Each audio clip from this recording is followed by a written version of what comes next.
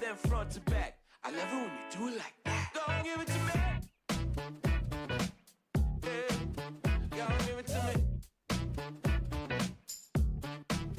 Don't give it to me. Yeah. Don't give it to me. Just you and me. We're moving to the beat. Just you and me. We're generating and if you wanna go, won't you go my way? Road to her now, it'll all be okay. Side then front to back. I love it when you do it like that. Don't give it to me.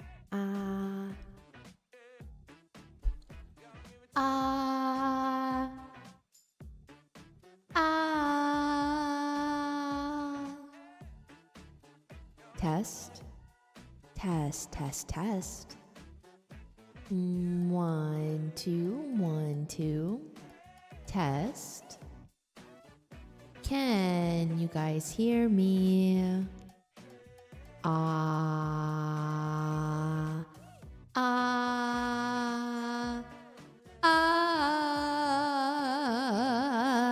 Waffle, thank you so much for the tier 1. Welcome in, everybody. Hi, hello there. How are you guys? Hey, happy Monday. Are we ready for more Yuri on our 7th day of Yurimas? I feel like I miscounted the days. I don't know what day we're on. I'm gonna be real honest. This might just be 9 if I just count the days I don't stream. But you know, we're on a day. We're on a day of Yurimas. That's all that matters. Yeah, IDK. It doesn't matter. Honestly, Yurimas is gonna extend past Christmas and probably be Happy New Year. And so, you know what? Yurimas is eternal. It's a state of mind. And it's... You do this a bunch. We gotta define how we count days for your next event. It's fine. As long as I go live. Yurimas is a state of being. It's not it can't be defined by a calendar or a Hallmark holiday. It can only be defined by what we want it to be in our hearts. So Yurimas is all year round, and it's whenever I play a Yuri game, it's Yurimas. I think that's the definition of Yurimas. Whenever Mina Aoyama plays a Yuri game. So the days can be eternal. We have 12 days. And then, yeah. We're open to Hallmark gentrification for the right amount of cheddar. Sure. Yes, Yuri, yes. Yes. But today we do have more of a Tithe in blood, and we do have more codes to give away as well. I will say today, you guys, I do have to end exactly at 3 or a little bit before 3 because I have my friends coming over, and I told them to come at 3:01. So I have people coming over, so I'm gonna have to end stream at like a very strict time today. It'd be super fun to just leave them outside. Well, my mom's home. She could open the door for them. So they have to what? Just have your friends join stream. This room, my office is not large enough to fit 4 other people, or I guess 3 other people in this room. I have a very small office, okay? This room is a box. A very warm box when my PC's on, but it's a box nonetheless. Yeah, my mom's off because she's a teacher. Rotate the friend. That's so freaking funny. But, oh my god, you guys. I was thinking about the RAM shortage and like the memory shortage happening because screw AI. And so I was curious. Because remember when I bought memory back in like June, July for the subathon? Remember that? So like, my 2 sticks of RAM that I got was $83 in June. And I was curious. I'm like, how much does this cost now because of the shortages? The RAM is $240. $240. I bought it for $80 6 months ago. 6 months ago, I bought it for $83.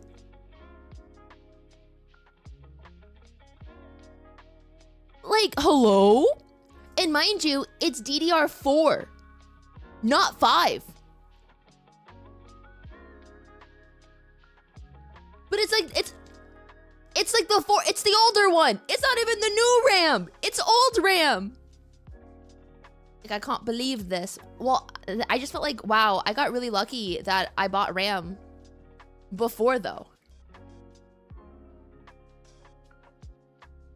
So like, I don't need to upgrade my PC anytime soon because this bad boy is gonna hang on forever. Bum, bum.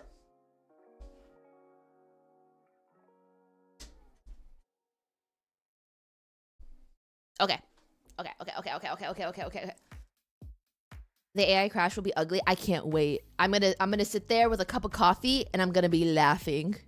I'll be like, ha ha ha, ho ho ho, suffer. You're trying to buy memory before the prices shoot up? They already shot up though. Not a great time for my PC to stop working. Oh. I think it's gonna hurt a lot more than just the AI market. Well,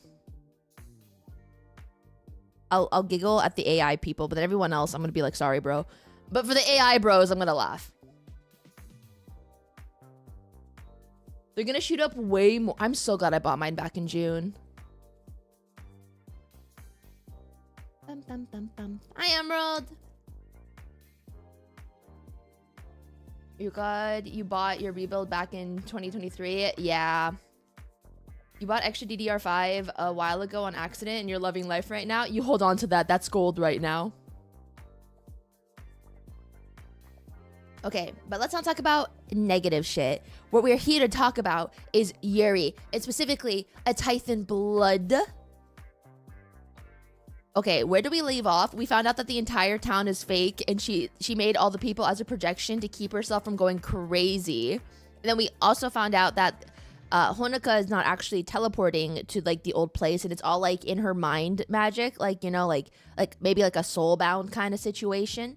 And like, I want to say it's just her going crazy, but because her friend, or not the friend, but the girl saw Yasue like on her phone, that's the only thing stopping me from, you know. Is it good? You missed a whole week of streams. I really enjoy it. There are a lot of like darker themes though, so like keep that in mind. Like a lot of like self-harm, suicide ideation, like that kind of stuff. So please, if you can't handle that, like, you gotta protect yourself. I missed a day of Yurimas, and it's a story of someone pulling a Wanda in Vision. Yeah. The fact that the other world is an illusion has very dark implications, right? Yeah. I want to know how the parents died. I think she said it was like a car accident, but like I want to know the specifics because I think she blames herself, which is another layer of therapy needed. Good morning. Good morning, everybody. Hope you guys are doing well. Happy December 22nd. It's almost the end of the year, which is kind of nutty. I don't think we'll finish the game today. I think we'll finish it tomorrow. And then we can start another one tomorrow. Because I think the game is around 7 to 8 hours. I'm about 3.5 hours in. And then, so we'll probably get like another 2-ish to 2.5 hours today. And then we'll finish it tomorrow. And then we could start a Summer's End Hong Kong 1986 tomorrow. And then I don't know how I'm going to feel on Wednesday, but if I do stream on Wednesday, it'll be in the evening. But if I don't stream, then I don't stream. And then Thursday, it'll be 8 p.m. like usual. Oh my god, you guys, be proud of me. Yesterday, when I was talking to Molly after like we got off of American Truck Driving Simulator, we were just yapping with each other. And we were just like, you know, talking about life and whatnot. And we're talking about like health stuff. And I was like, man, I haven't been to a doctor in like 3 or 4 years because I just don't like going to the doctor. It's just not something I enjoy I enjoy doing.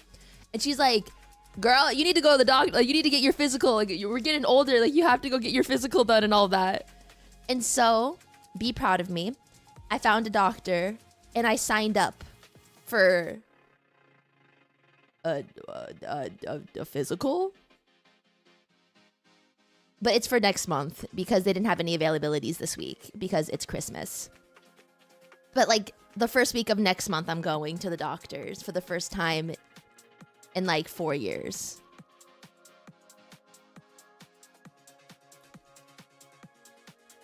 Checkup, only a 1 month wait. So proud. Thank you. Oh my god, guys, it's little old me in my 30-year-old age finally going to the doctor for just like a physical. I want to get like blood work done too to make sure I'm okay.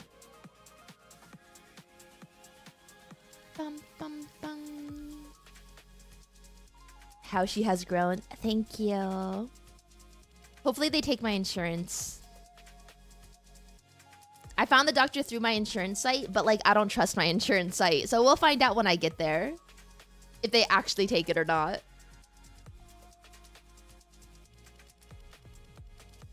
Bum, bum, bum.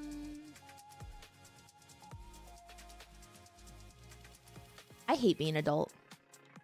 Are you an HMO or a PPO? What does that mean? I don't understand what that means. Never mind, you'll find out. Okay. You guys, I just like, listen.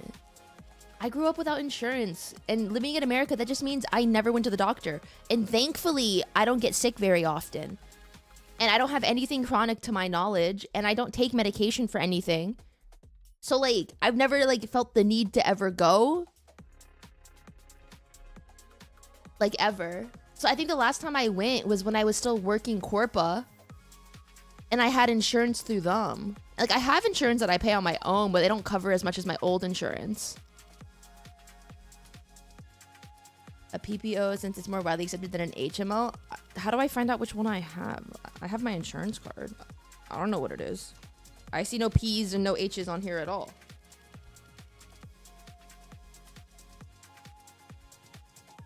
I don't see either of those.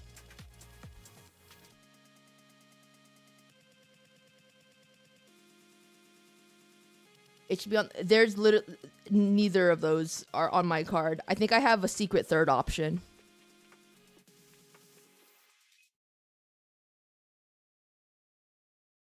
Unironically, I think I have a secret third option for independent people. The company might be an indicator. No. They're not.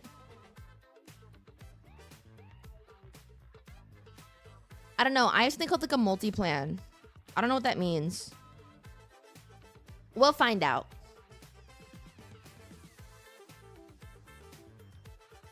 Dun, dun, dun, dun. Does it name the healthcare plan so that you can go to the insurance site and check out what it is? Yeah. That's where I found the doctor. The difference is if you need to stay inside your network or not. I think it's just whoever accepts it. It means you got multiple people on the plan. No, I'm the only one on my plan. It's just called the multi-plan. Anyways, guys, who cares? I'm going to the doctor's next month. If I have to pay out of pocket, oh well. This is actually making me thankful to be poor enough for the US government healthcare. Dude, my parents, their insurance, because they're separate than me. Unironically, you guys, they were trying to charge my parents $2,500 a month for insurance. And they had to find a different one. And it's $1,600 a month for both of them. It's ridiculous because my parents both own their own business, so like they don't get anything from like a company. They have to get their own separate insurance, and that's really expensive. Especially the marketplace right now is like stupid expensive.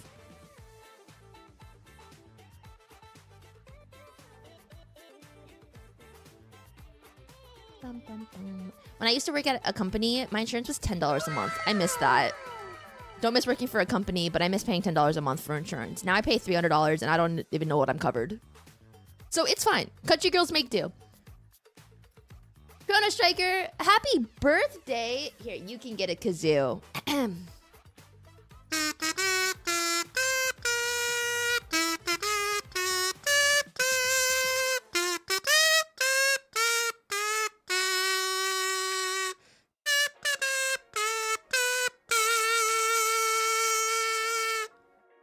Oh my god, guys, remember when I used to kazoo for follows? Oh my god, wait, how did that used to go? Like, oh my god, I just felt like nostalgia in my heart for that. Aww.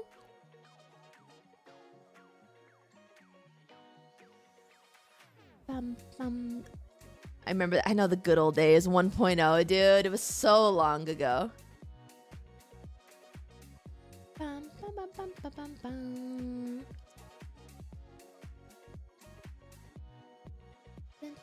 There's a lot of nuance for your specific plan, but if you look into PPOs, it'll be similar enough. Okay, I missed 1.0. I think 1.0 was a wonderful experience, but if I'm being totally for real, I like this model the best out of all of my models. I'm excited for 4.0 though, but aesthetically, 3.0 is my favorite.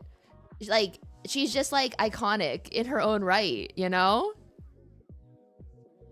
I think she fits me the best. It has beret. I'm not wearing a beret right now though.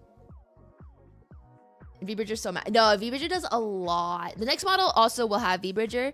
I don't know when the rigging will be done for it though, but I did talk to my rigger and she told me she's busy with life right now, and if I'm okay waiting, like, she'll do it. So I said, I'm not in a rush. I said, I haven't even used this model for a year yet. Take your time, girly pop. Like, so 4.0 will be ready whenever it can get started on the rig. But the art's done. Because I want to keep it consistent with like the rigging and quality going forward. I'm here for Yurimas. I need to ask, will the next part of the story cool for me to watch at work? They're usually fine with me watching anime and I don't want to push it. I think it should be fine. It will be a little bloody though, yeah. But I think for the most part, it should be fine-ish. But I mean, I haven't played, so I don't exactly know what's coming up. Guys, I got coffee with my mom before stream starts. And the coffee cup, like, the lid keeps, like, pouring on me. Like, drops keep falling on me. More time to save for the 4.0 subathon. Yeah. I will say, I want the next merch item, you guys, to be blind boxes. I think it's possible. I was looking at manufacturers. I think it's possible. I just need to get art for like what I would want the figures to be. But like proper blind boxes, I think would be so much fun. I think it'd be like genuinely so much fun. No more blind boxes. No.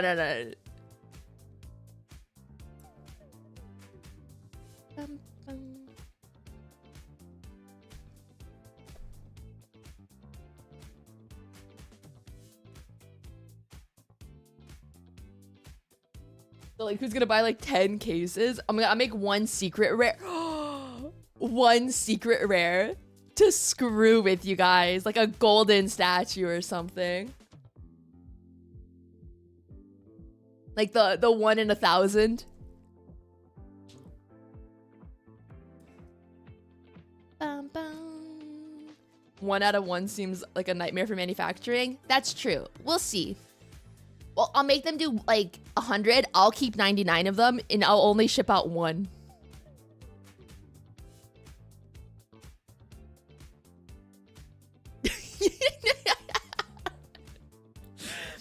A fake supply and demand right there. I think that'd be so much fun. I need to find someone to do that though. Okay, let's start playing because I don't have as much time as I would like for today.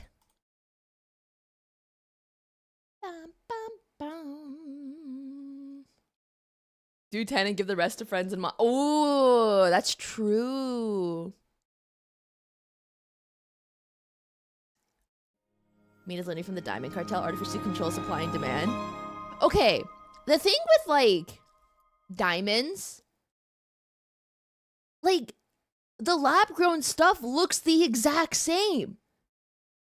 Why do you have to go mine that shit? The lab ones look literally the exact same. Also, I would be so stressed wearing something that cost over like $300. Because like, what if I lose it? What if someone wants to kill me for it? I don't want to deal with that. Like, just give me one that looks kind of nice, I guess. Like, it can be like $100. I don't, as long as my fingers don't turn green, I don't care. My retirement plan is my mom has a lot of gold, and I'm inheriting that because she already told me I'm getting all the gold that she owns. So, like, that's my retirement plan. Because children of the yearn for the mines. No, they don't.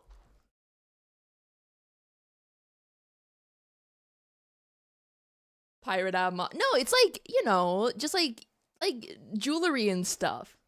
But, you know, I don't understand the appeal of diamonds either. Like, give me like an iridescent moonstone. That'd be so pretty.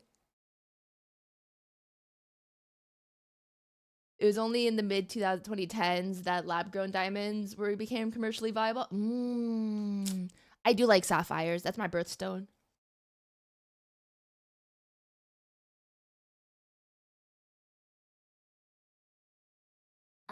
Tithe in blood. Tithe in blood. Okay, okay. Where's my... Why can't I see my mouse? Why can't I see my mouse? I feel like I had this issue last time. Where's my mouse? Why can't I see my mouse?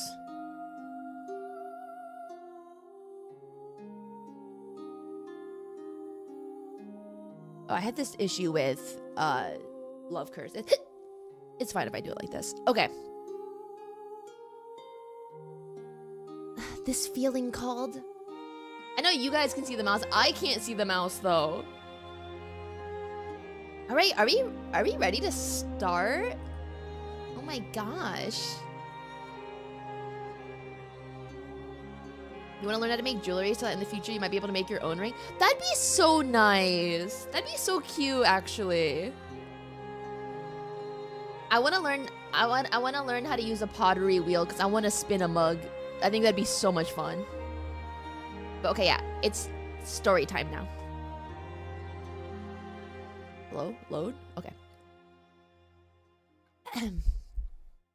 The uncomfortably hard chair presses into my back as I turn another page. Orange-stained sunlight washing over the text inside. My routine is now settling back into normality. The waning hours of the day spent studying for coursework rather than other matters. Shino goes about her business as well. The quiet patter of books being filed onto shelves being all that's to be heard. Everyone else has long since gone home for the day, or headed downtown with friends and lovers. It's been several days since the last meeting with Yasue. The time I spent away from her feels so much longer these days. The Reiwa era feels like a little more than filler, with my true life being in the Meiji world with Yasue, that strange, surreal world that only we share. Oh my god, you know what I realized? Like, when she saw the theater and like there was no mention of Yasue, it's because like Yasue's not real.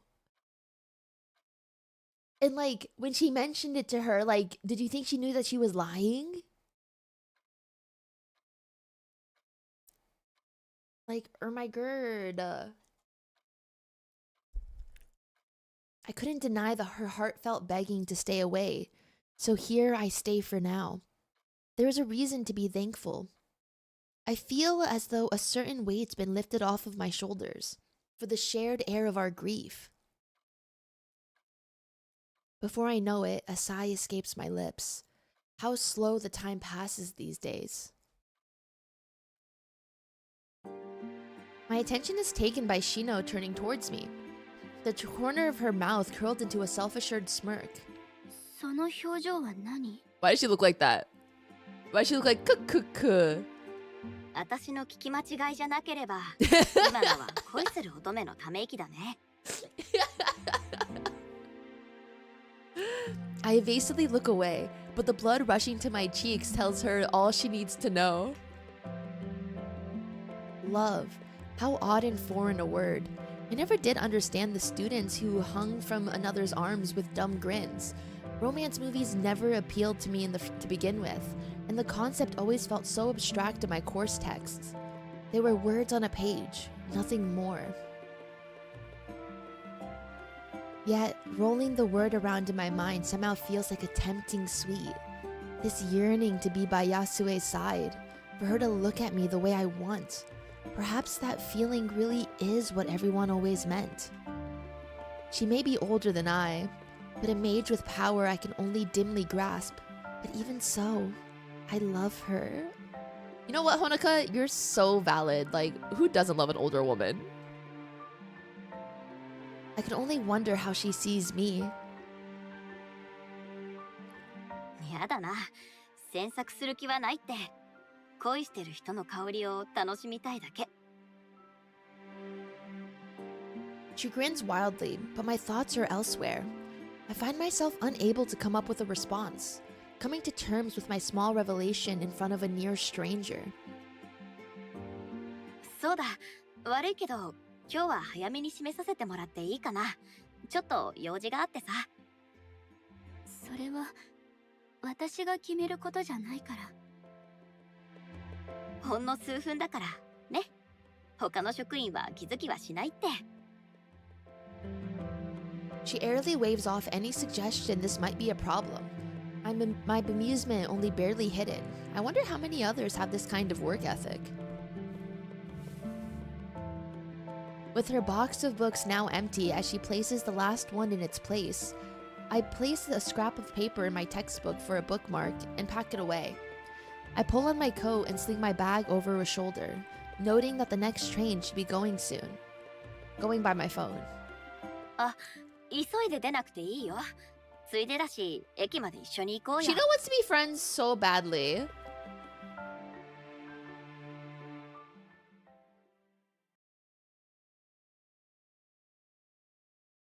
Like, can we be friends?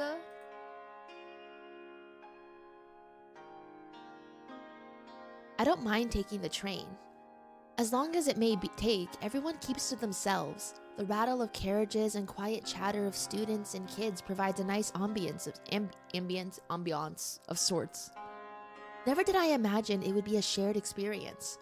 Those beautiful thoughts long gone, all I could do was keep my eyes pinned to the window the entire time, watching the scenery scroll by rather than risk staring. At least she just played with her phone rather than chat. The crunch of snow heralds two sets of feet walking up the street. The paths here are less tended to than the cities, crudely shoveled to make a walkway and a little more. Poles for street signs poke out of the snow piled to the side, along with the odd pitiable bare tree. Everything here is newly built, not to say expensively so. The oldest house is likely 20 or so years old. that the blocky style apparently changed much from decade to decade.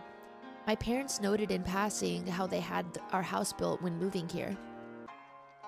As condensation billows in front of my mouth with every breath, I find myself looking forward to a hot bath. Thankfully, my coat is still going strong despite its age. It might not be fashionable, but the heavy cotton is thick and warm. 歩くの早いね。やりかけのゲームでもあるの？ゲームはあまりしない。いつもこれくらいの速さで歩いてる。I think Honoka should get a hobby that doesn't involve blood sacrifices. Like, I think like she would really like, maybe like Minesweeper or like Final Fantasy 14. Like, I think she would enjoy something that can like consume her life in like a different way. もうちょっとゆっくりしなよ。人生は長いんだし、そんなに急いだって。Like, what about wood carving? How easy that is to say. For someone as carefree as her, quietly bothered, I close myself off and try to focus on getting home. I hope wherever Shino needs to go comes by soon.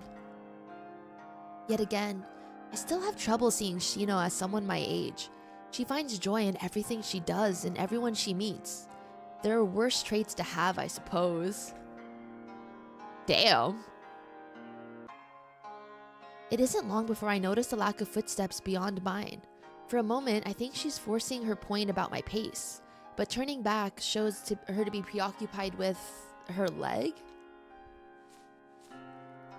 She grabbed onto her right thigh with both hands, but even as she jerks it about to and fro, her knee doesn't move from its current angle. I'm about to ask what's wrong before she resorts to a more brutal methods, hitting the side of her knee rather violently with the sides of her balled fist. After 3 good hits, she suddenly limbers up and begins flopping about. It's unnerving to see a limb moving so unnaturally, but Shino is apparently satisfied as she tests her weight on it. Oh, is it a prosthetic? 冬場はいつもこう、バカみたい。義足なの？ My stomach drops the moment the words escape my mouth. I want to run away as Shino stops and looks up in realization that another person was with her.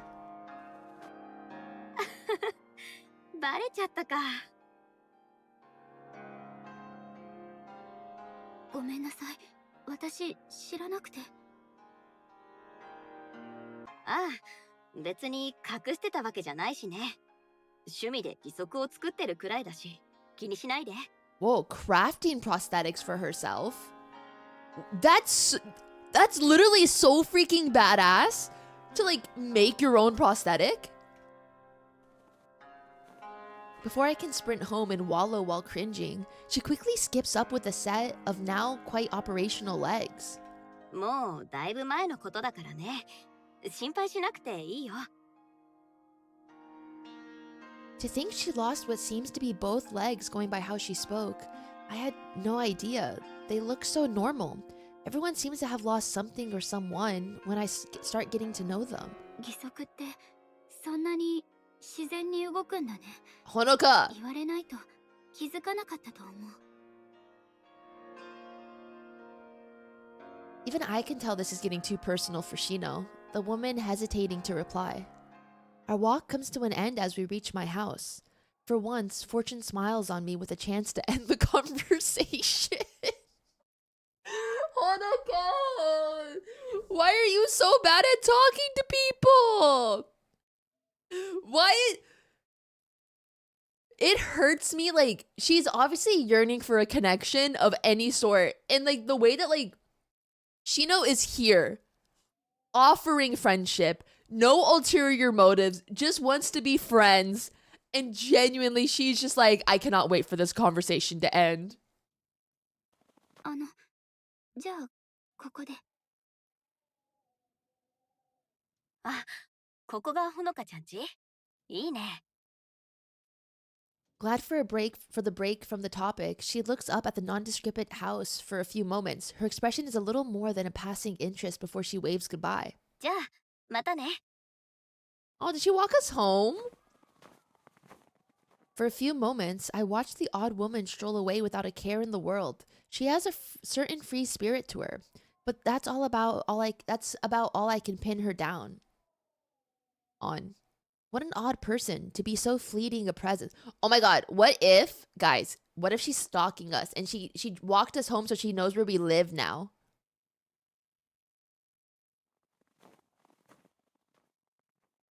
Filing away the memory as one of life's meaningless little meetings, I fumble in my pocket to retrieve my keyring and let myself in.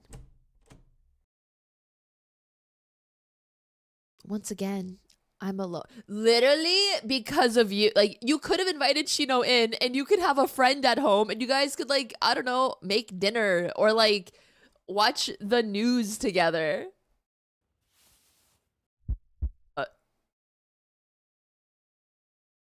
Slipping off my shoes and setting off the bag around my shoulder, a troublesome thought runs through my mind. Led on by some strange urgency, I head onwards up the stairs before me. Entering the bedroom with a quickening heart, my feet step lightly over the stains of my work and come to a stop at my desk. Isabella's book is where it always is, with the well-used laptop beside it. Everything's exactly as it was. I was just being paranoid. I rub the back of my neck to ease my self-induced anxiety, telling myself off for gathering yet another bad habit. I log onto the computer, glancing over the folder containing copious translations and notes on blood magic. Yasue may have asked me to let go, but I can't just stop trying. For Shino to pass right by my house, though. I turn it off. I have a bag just like that. Sorry. I turn it off and close the laptop, sliding it into a drawer. It's just to keep things neat, I tell myself. How ironic that someone with a reputation as a meticulously organized neat freak would end up living like this. The knife, however, stays in ready reach. Girl, no. I'll return soon, Yasue.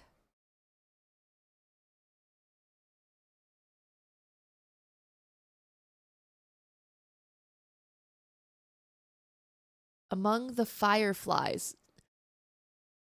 Set the seas ablaze! Sorry, that's like a vocal stim. The television blares away in the otherwise silent room. A report on the weather repeating what anyone here already knows, that this year's winter is only becoming more bitter. The weather today nearly a whiteout from the snowfall. Between the screen and myself, a half-eaten pasta lunch sits on the table. I stare at it to try and force myself to eat, but I can't muster any appetite. Another of those particular dreams happened last night. Those that give me such rare happiness, only to mercilessly crush it upon waking. A dream where my parents were. Aww. They were real. They spoke so clearly and looked so normal. All we did was talk. Not about anything in particular, just mundane things. A perfectly everyday scene, as if they'd never left me. Then, the alarms blaring cracked through my thoughts. In one horrible instant, they left me again. Fading memories of home-cooked food play on my mind. I hold on to them dearly, yet their taste and textures grow ever more faint. The images and voices of my parents, too, grow faint. It feels as though I've lost them once, only to be slowly losing them again.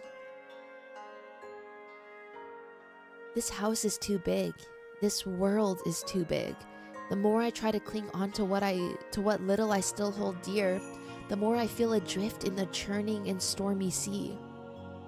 How Yasue managed, I simply don't know. I only wish that I were as strong as her.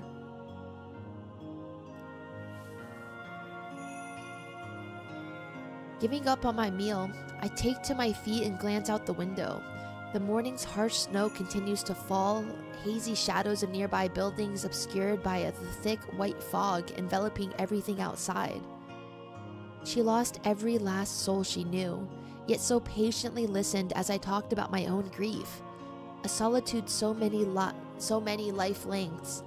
For someone so warm and kind, a solitude there's no saving her from.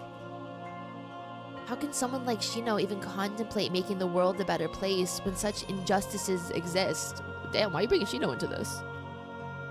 The cold outside begins to permeate the house, the heating unable to keep up. That matters little now. Gazing at the bleak scenery outside, I resolve myself to how I'll spend the day ahead.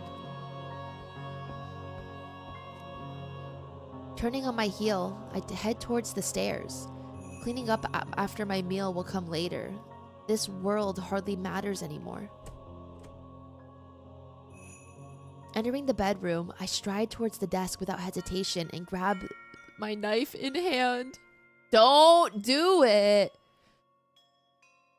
It's been a week now since I visited Yasue. A week spent surviving, but hardly living.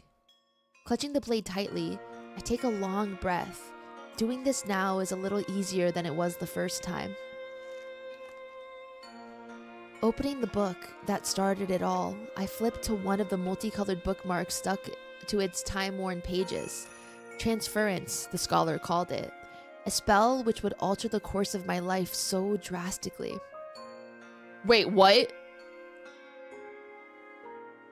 She's not gonna try to, transfer herself into the other world completely, right?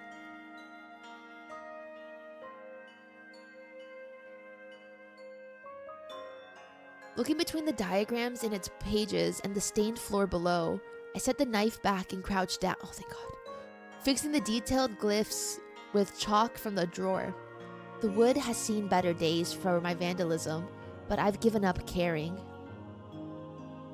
Righting myself after a few moments of scrawling, I look down at my work, satisfied that everything is as it should be.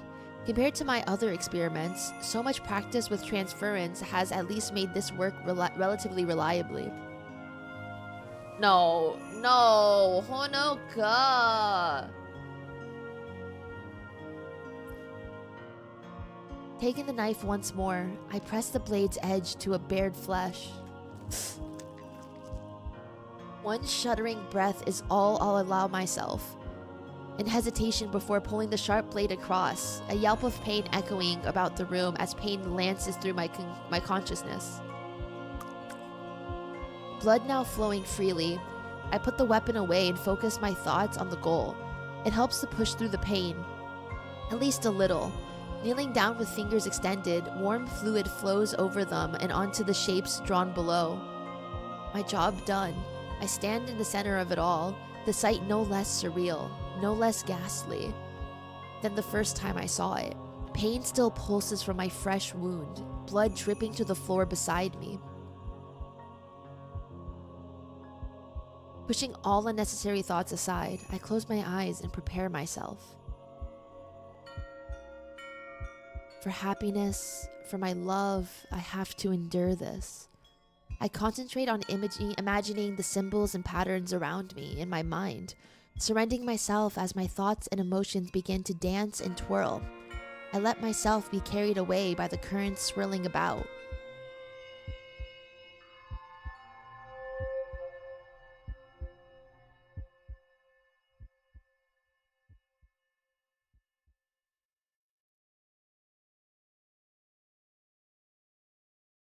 How strange this false world is.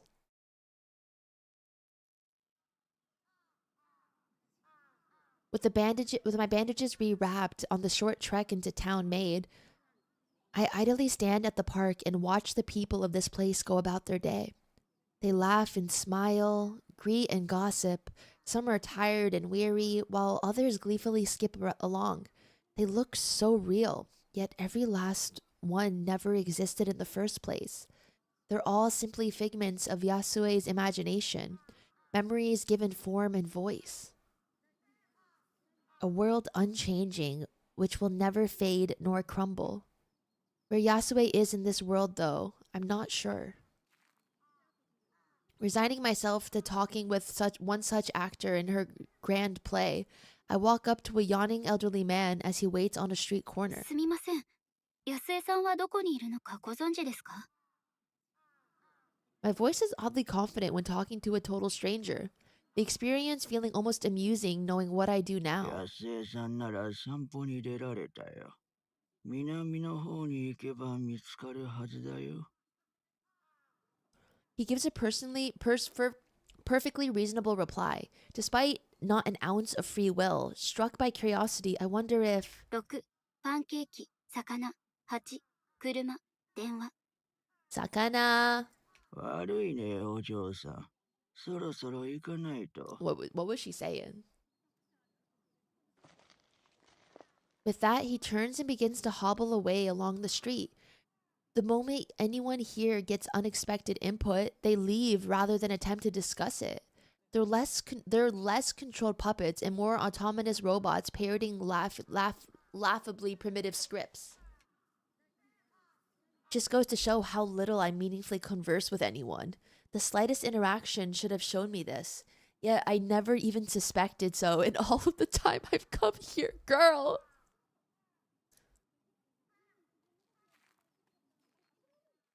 With a bemused snort, I begin to walk southward.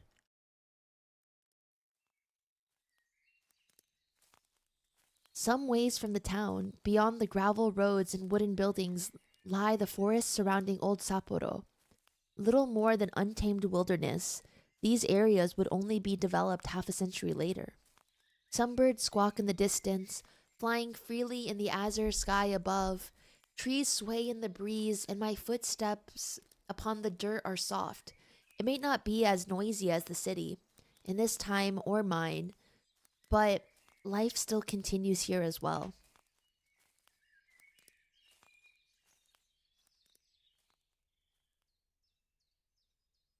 Searching for Yasue takes some time, but she finally comes into view some distance ahead. Seeing where she is, it's no wonder she was hard to find. 安江、こんなところでどうしたの？あら、ずいぶんな挨拶だこと。Okay, we're just gonna act like nothing's wrong. She gives a cheerless grin as I walk between the trees to find her. The woman quite content to remain exactly where she is. Once again, I'm reminded of so many photos with stiff and formal people captured in those rigid poses for years to come.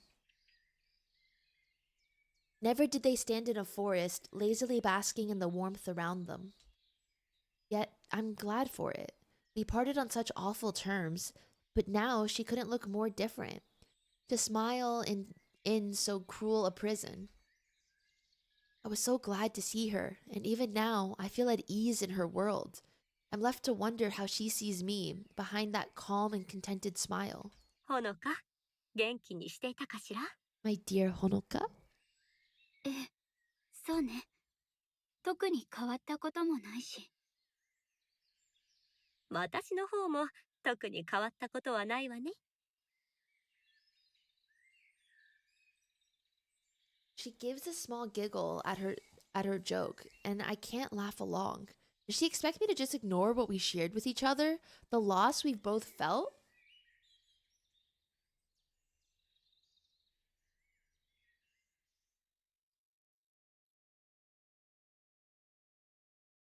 Yasue's smile soon falters. No, she didn't expect me to forget my mourning. She wanted me to move past it, as she has. But I'm not that strong. I'm not as good of a person as everyone thought I was. どうして安江はそんな風にしていられるの？そんな風って何のことかしら？笑うこと。 A silence follows. For all of Yasue's attempt to lighten the mood, I've simply thrown it all back at her. I feel terrible for doing so, but among so many things I don't understand, that's one of the least. As Yasue's attention turns upwards, I follow her gaze. A brilliant and cloudless sky hangs high above us. Light shining through the canopies of the trees. I wonder how long it's been since I saw a vivid, clear day like this. 悲しむべきなのかしらね。ここにいる皆が偽物だもの。でもね、また誰かを失う喪失感に耐えられなかったの。それだけのためにこの力を使うなんて、軽率で身勝手じゃないかしら。そんなのみんな同じよ。死ぬのは怖いから考えたくもない。もし私に安江と同じ才能があったら同じことをしたと思う。私たち魔術師がなぜ力を持っているのか、理由は誰にもわからないの。異常なほど寿命が長い者や Oh my god, we're getting 恐ろ mage しい lore. 力を振るう者もいる。だから私たちを本当に人間と呼べるのか疑問に思う人もいる。安江はどう思ってるの？前は疑っていたわ。でも答えが見つかるのは100年後になりそうね。 Wait, how old is she? この世界は鮮やかで明るいけれど、どんなに頑張っても自分を騙して信じきることはできなかった。時が経つにつれて、私はたくさんの感情や気持ちを失い、 Oh my god, そ don't れ make に myself 耐え to ようと cope. 自分を鈍らせていった。でもほのかが来てくれたから、初めて感情を取り戻せたのよ。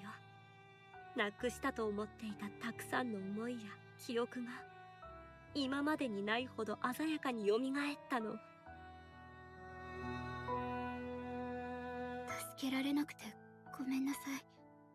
頑張ったけど私じゃどうにもならなくて。ほのか、あなたはもう私を救ってくれたのよ。だから。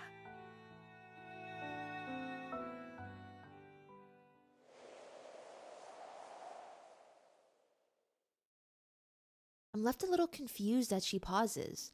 The air about her somehow different than usual. The warm sun beams down, the field around us basking in its bright gaze. The grass around us rustles in the breeze, slowly picking up to a gentle wind. ほのか、ちょっと目を閉じてもらえる？ Okay. うん。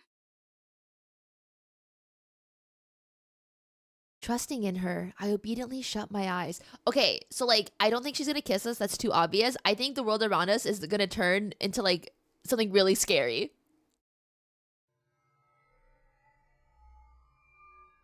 Something swirls about me, my heart racing at not knowing what's happening.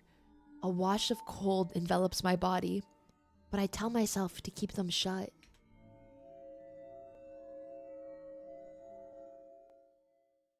ありがとう。もう目を開けてもいいわ。 I'm scared. I don't want to open my eyes.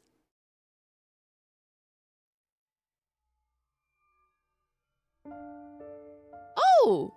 Aww! Opening my eyes, they at first need some time to adjust the light. It's only after a few seconds that I realize the scene surrounding us. Aww! Flicking my head to and fro, I stumble as I try to keep track of the small light starting between the trees. Hundreds, thousands of fireflies dance about us in the night air as I shift about. My mother and father stand behind me as I skip through the gardens, my yukata flapping about as I run around. My eyes try to follow one, only for another to zip by and take my attention. So ethereal, so magical compared to the mundane, glitzy streets of downtown. I turn back to my parents to exclaim how amazing they are, and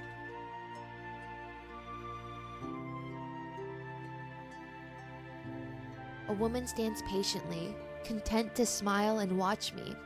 Her yellow yukata matches her eyes, their glow no less bright than the fireflies around us. 安江、どうして？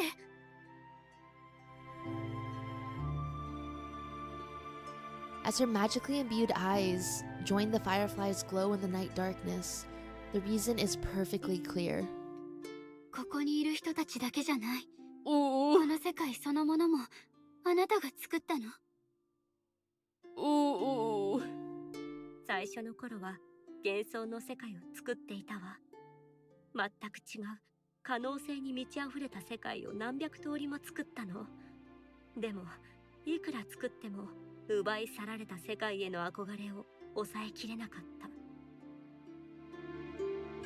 正気を保っていられるように知っている世界を可能な限り再現したの。現実に限りなく近い人たちがいる世界をね。 It has to be so psychologically like torture to like have to make a fake world just to soothe yourself, but you know it's fake too. But it's like you're playing at reality. その世界が私たちが今いる世界よ。すごいよ、安江。私には到底できない。いいえ、ほのか。あなたはもっと素晴らしいことをしてくれた。私を救ってくれたのだもの。私は現実とのつながりを失い、自分の作り出した世界に没頭して永遠の孤独を生きていた。封印されたなんてなかったかのように振る舞って生きてきたの。そのうち自ら進んで正気を手放し、自分自身さえ見失ってしまったと思っていた。でもね、ほのか、あなたが証明してくれたの。私にはまだ人間らしさが残っているって。 I actually really like 素 that 晴らしく line. も恐ろしくもある人間だということを。 I'm still human, wonderfully, horribly human. Aww. Aww. Because it's so tragic, like the world that she's living in. As I look at her smiling face, her hand reaches out towards me. At first, she cradles my cheek before gently stroking the side of my face. Far from recoiling, I find myself melting at her touch. I wonder how long it's been since I felt the warmth of another. Far, far too long. The simple feeling of a gentle hand on my cheek is overwhelming. Yasue's kind face looking almost fragile as she shakily speaks. だから私を救えなかっただなんて言わないで。ほのかはもういろんなものをくれたわ。 Aww. 私を解放できなくてもいい。毎日ここに来てくれなくてもいいし、現実世界のことを教えてくれなくてもいい。血の魔法だって完全に理解しようとしなくていいの。そんなこと気にしないわ。あなたがいてくれるだけで嬉しいの。 I'm just glad that you exist. ほのかが生きて存在している。それだけで十分幸せよ。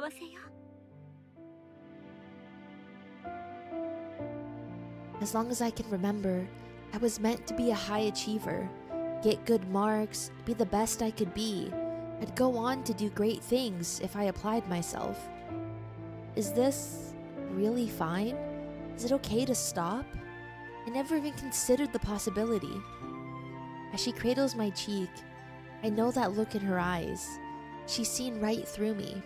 Perhaps it's the wisdom of age, or simply my nature being easy to read. I've never been a good liar. For the first time, nothing stands between us. The person before me isn't some grand mage, nor some wizened older woman. She's simply human. Wonderfully, beautifully human.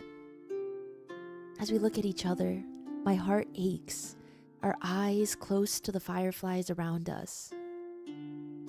The last barrier between us is gone, the two of us moving to do the same script. Yasue gently lowers herself, my chin rising to meet her lips and...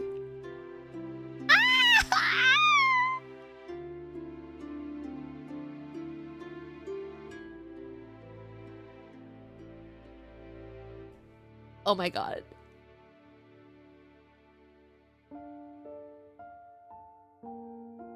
I always thought that my heart was supposed to race at a time like this, that it was supposed to be a mess of feelings and my mind a jumbled heap. Yet, as I feel Yasue's soft lips against mine, tinged by the salt of my tears, my mind is clearer than it had ever been. For the first time I can remember, my feelings make sense. I know that the blush is so cute. It's such a good CG. But like when you also think about they're in like the conjuring of Yasue, like in like what she's made. Ugh. I truly love this woman. Nobody will remember me. My existence is no less fleeting than the apparitions Yasue conjures. While this world may be false, our two souls are real. More real it feels than my own world. Aww. I want to kiss the hand of the CG artist, real and true. The lady in red. I don't like how that was shown. I didn't like that. I don't like that they showed me a sweet kiss and then the most ominous, like, scene transition ever.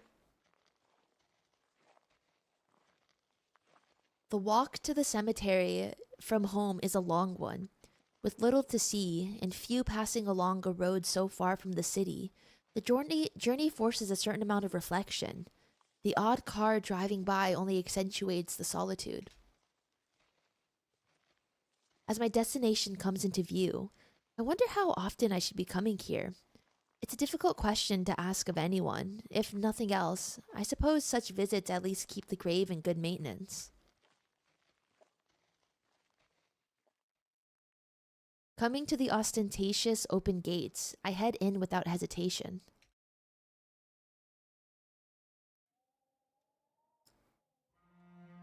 The path to the Asakawa grave is, after some meandering at first, etched into my mind.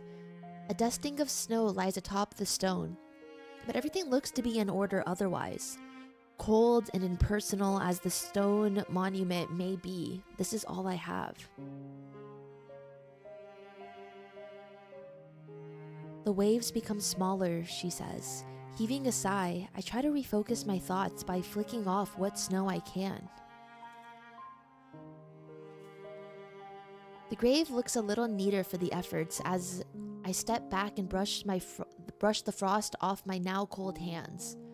What I intended to say flows from my lips before I know it, as if my thoughts could wait no longer. 母さん、父さん、私、好きな人ができたよ。 Honoka, can the person you love exist in this world? This is tragic, bro. その人に会うのは大変だし、私より年上なんだけどね。すごく優しいの。もっと違う状況で出会えてたらと思うこともあるけど、その人と一緒にいると幸せだよ。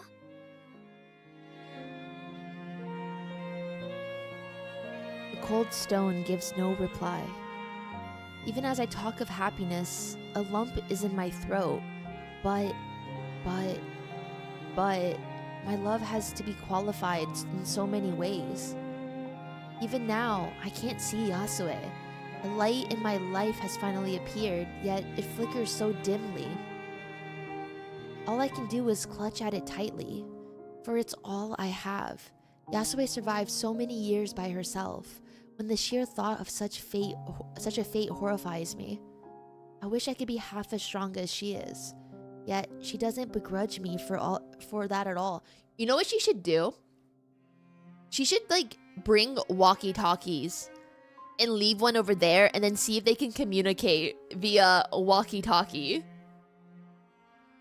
Cause that could be kind of fun if like who knows, like maybe like radio signals will like go through. For all I've studied Isabella Di Mora's notes, there's not one way to avoid the tithe I have to pay. Even the... Oh my god, that's why it's called a tithe in blood. Even the other spells are worthless, being nothing more than objects conjured from blood. To distract myself from my thoughts, I sweep the last of the snow off the gravestone's top. There is, at least, a certain satisfaction in cleaning, of righting the world in some small, trivial way. Oh, hey! The girlie's here again. My job done, I look about my surroundings. Not a soul is to be seen on this cold winter's day, save for a solitary woman up ahead. The vivid red of her kimono pierces the white snow as it falls. She stands alone in haunting silence, just as she always has. She looks like she has like a burn mark on her neck, but she's really pretty. Then she turns. My eyes quickly flick downward as she begins to walk in my direction, cursing myself for having stared at such a bad time. Clatter, clatter. Her wooden zori cause a small din as she steps along the concrete paths. Clatter, clatter. Her graceful footsteps ring out as regular as a metronome.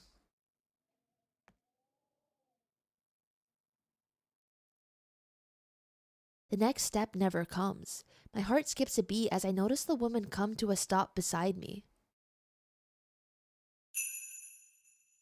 浅川さんかしら。Um. Uh.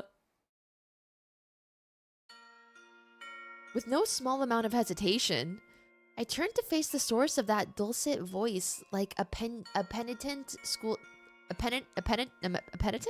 child.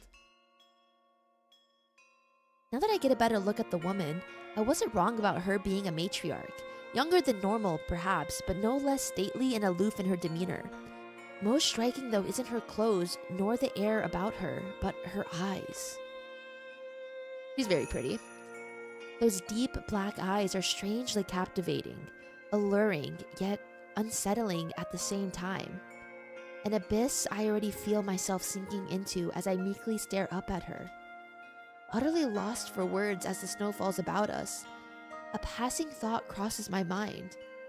What kind of life gives someone such a gaze? 時々私を見ていたでしょ。理由を聞いてもいいかしら。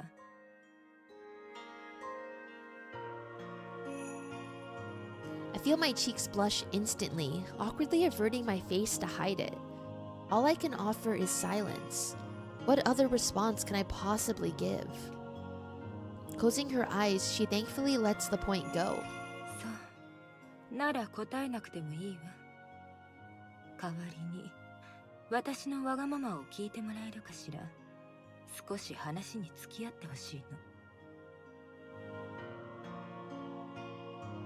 I absentmindedly nod. The fact that we're so clearly alone as she says this plays on my mind. She squarely wanted to talk to me and only me. この町にかつて一人の少女がいた。少女の名は勝子。Katsuko. 少女は早熟で周りに興味を示さない子だった。大人たちがどれほど構おうとしても誰かと話すより一人きりで本を読むのが好きだった。 I really like her voice. 両親はそんな娘を溺愛し、どんな興味や好奇心だろうと満たそうとした。少女はやがてすぐに自分だけの図書室を築き上げ、壁に囲まれた小さな世界だけで満足していた。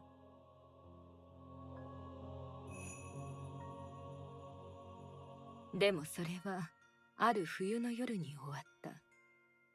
静かに降る雪とまばゆいばかりの橙色の炎。その光景が少女の心に深く刻まれた。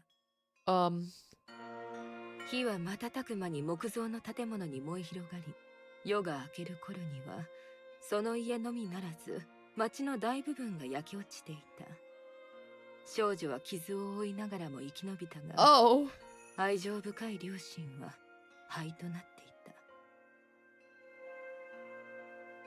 辛かったでしょうね。She merely closes her eyes, the moment of silence saying more than any words could. Some wounds are too deep for time to ever heal. So it was a burn mark. She cast her eyes back to where she'd been. But the gravestone, I bit my tongue! The gravestone blotched with lichen, and its crumbling corners weathered. Without me, this grave too will eventually suffer the same fate. The similarity of our past doesn't go unmissed. Of all the places to feel a connection with another, lichen, ずっと thank 一 you. 人きりだったんですか？いいえ、それは違うわ。 Her eyes lazily roll back to me. Every action she takes feels languid, as if bored with the very act of moving. もう一人生き残った子供がいたの。その少女には姉がいたのよ。父親は違うけれど、二人とも魔術師の血を引いていた。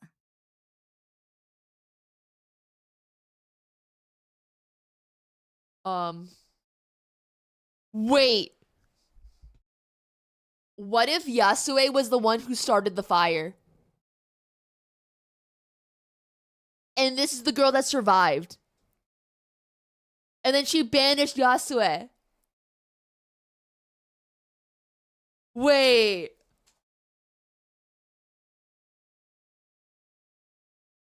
一人は人との付き合いを避け、もう一人は人を愛した。そして他人の注目を浴びることを人生の糧とし、 Okay, wait, no, but this description sounds like the other girl.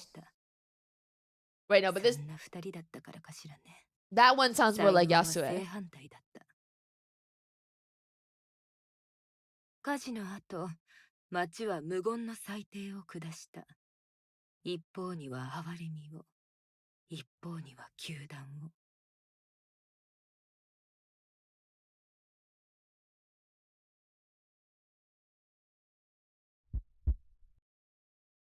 Those black eyes leer over me, emotionless as the true meaning of her words washes over me.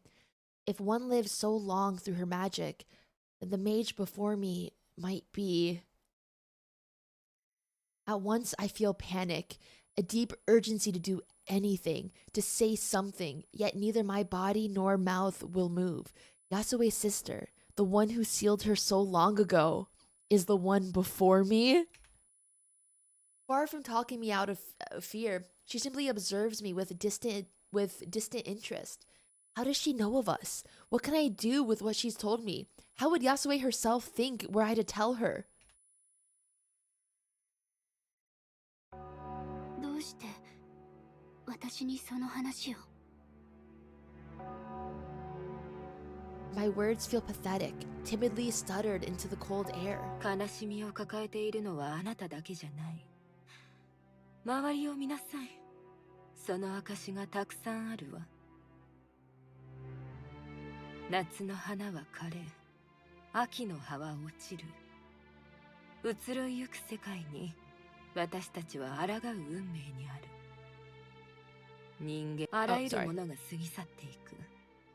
私たちは時の流れの前では風に舞う花びらのようなもの。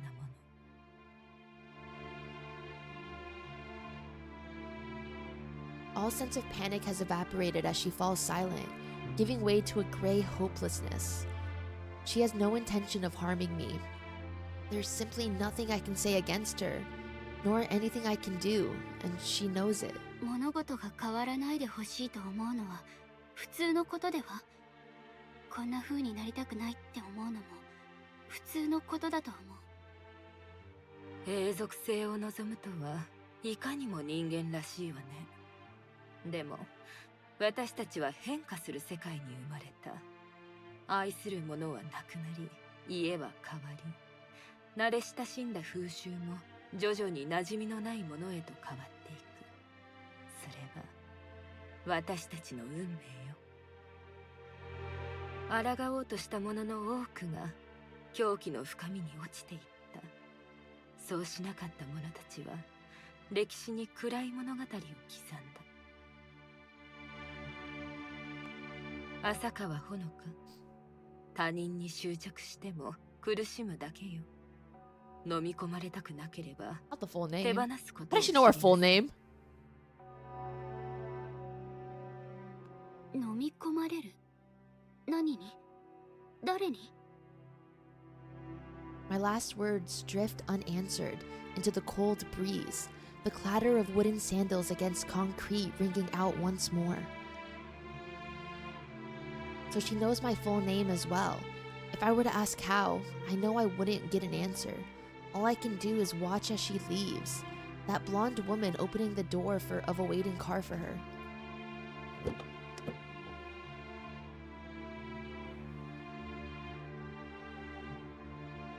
Lady Yonahara, what kind of past has she led for so many years to give her such eyes? Bruh. So why would the sister banish Yasue though?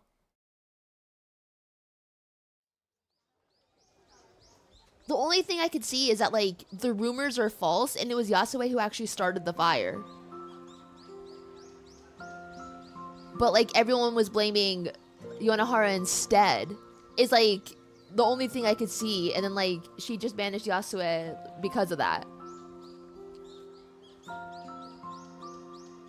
Sitting on a bench downtown, I idly stare upwards at the sunlit sky. The sun is warm here. The noise of cars is gone, and the music of stores silent. Basking in the surreal surroundings, I rub my arm from the aching wound. A rough-hemmed man hawks his cheap wares at the side of the road, and a couple of women chat while carrying children on their backs. A dapper gentleman gives a smile and a nod to them as he strolls along, his cane tapping beside him. My vision's briefly blocked by the rickshaw trundling up the road. An old woman enjoying the excitement of the ride.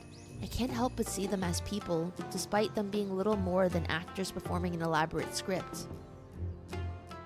For this isn't the world of the Meiji era, but Yasue's mind. An immaculate replica of past age, but a replica nonetheless. Yet the sun still shines warmly. The bench I sit on is sturdy and carefully carved, and the buildings up and down the street are built of crafted wood rather than glass and concrete. Rather than uniformed staff silently poised behind counters, hawkers yell to the passing crowds from open-air storefronts. Horses neigh as people wrestle their biddles, their scent carrying in the air. How strange that a false world should feel more real than my own. This is a city vivid, almost lurid with life. A city conjured by the woman quickly skipping over in her cheerful sunflower-colored kimono. Yasue's face is no less warm than the sun beaming over her shoulder as she smiles down at me. But as I come to my feet and her eyes meet mine, I can only think of Yonahara's. The darkness I felt from her sister is entirely absent from Yasue. As I catch my reflection in Yasue's calm gaze, it's difficult to see how the two are related, let alone sisters. As her conjured fan disappears, I'm reminded of one similarity. The two are mages. That same power Yasue used to create this world, Yonahara also possesses. If their powers are opposite, then... どうかしたの?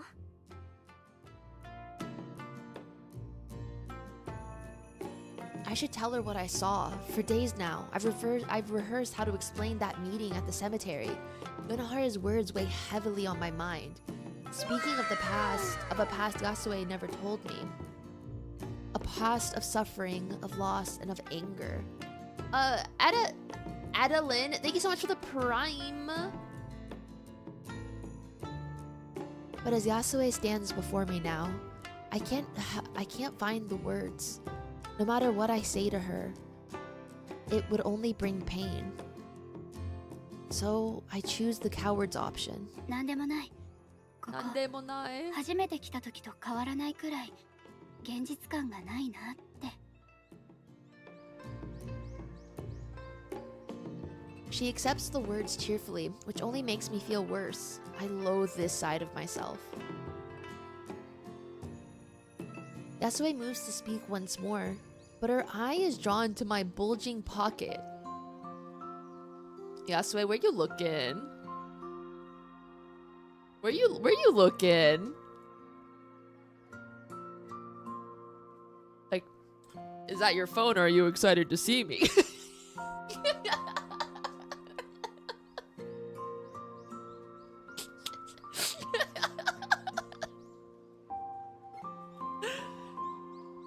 She knows what my phone represents now.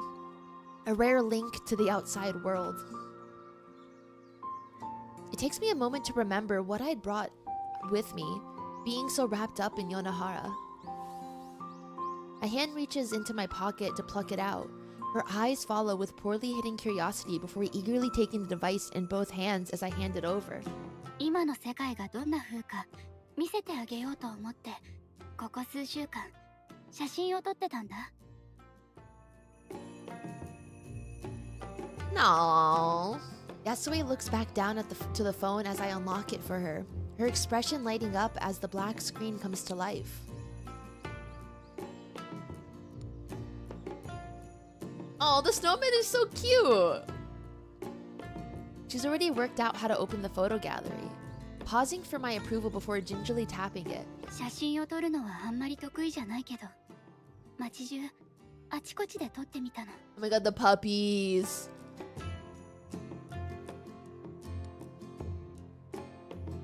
All I can do is awkwardly fiddle with my hair as she scans every inch of the thumbnails before pressing on the first new entry. これ私の家がある通り。現代じゃありきたりの住宅街だね。これは車かしら。空にどうして線が引いてあるの？この壁は木ではないのでしょ？ Oh, she's so excited!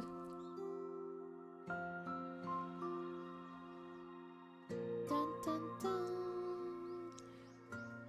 Peppered with questions from the first photo, I try to answer each in succession. While pointing out this and that, I'm forced to think about details of modern life I'd simply taken for granted. Already exhausted from just a single one of the dozen or so I'd brought along, I take a seat beside Yasue as she sits to go through the others. まあ、北海道庁。まだそこにあるのね。でも、その周りの建物は、こんなに高い建物は初めてだわ。それも全部ガラスなの？これでも高層ビルに比べるとかなり小さい方よ。後ろに映ってる大きなお皿みたいなものは地球の周りを回ってる衛星と通信してる。I would bring manga for her to read. I may have moved a little too fast. Yasue's smiles, mine still stuck on the buildings made of metal and glass. The amount that's happened since the late 19th century is a little staggering now that I think about it. Oh my god, I would download anime on Crunchyroll and I would show her anime and like in offline mode. Like, alright, Yasue, it's time for us to watch Fruits Basket. Oh yeah, not sponsored by the way.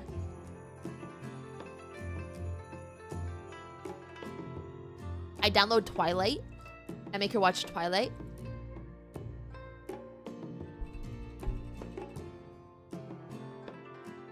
I bring my Steam Deck and we can play Hades 2.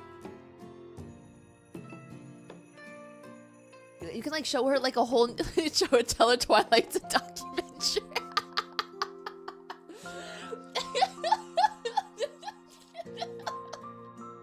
So funny. That's so freaking funny.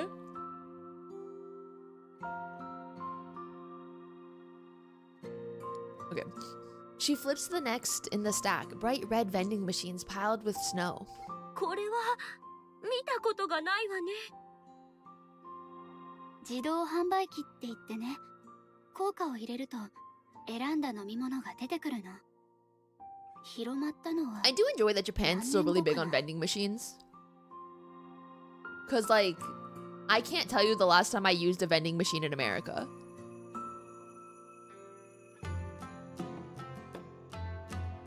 That's another topic which will go beyond her. For all the wondrous advances we've made beyond her time, the sufferings of war are barely imaginable, even to a modern person now. Yasue catches my dark expression. Waiting for my explanation, that's not something I want to burden her with. Not now. Okay.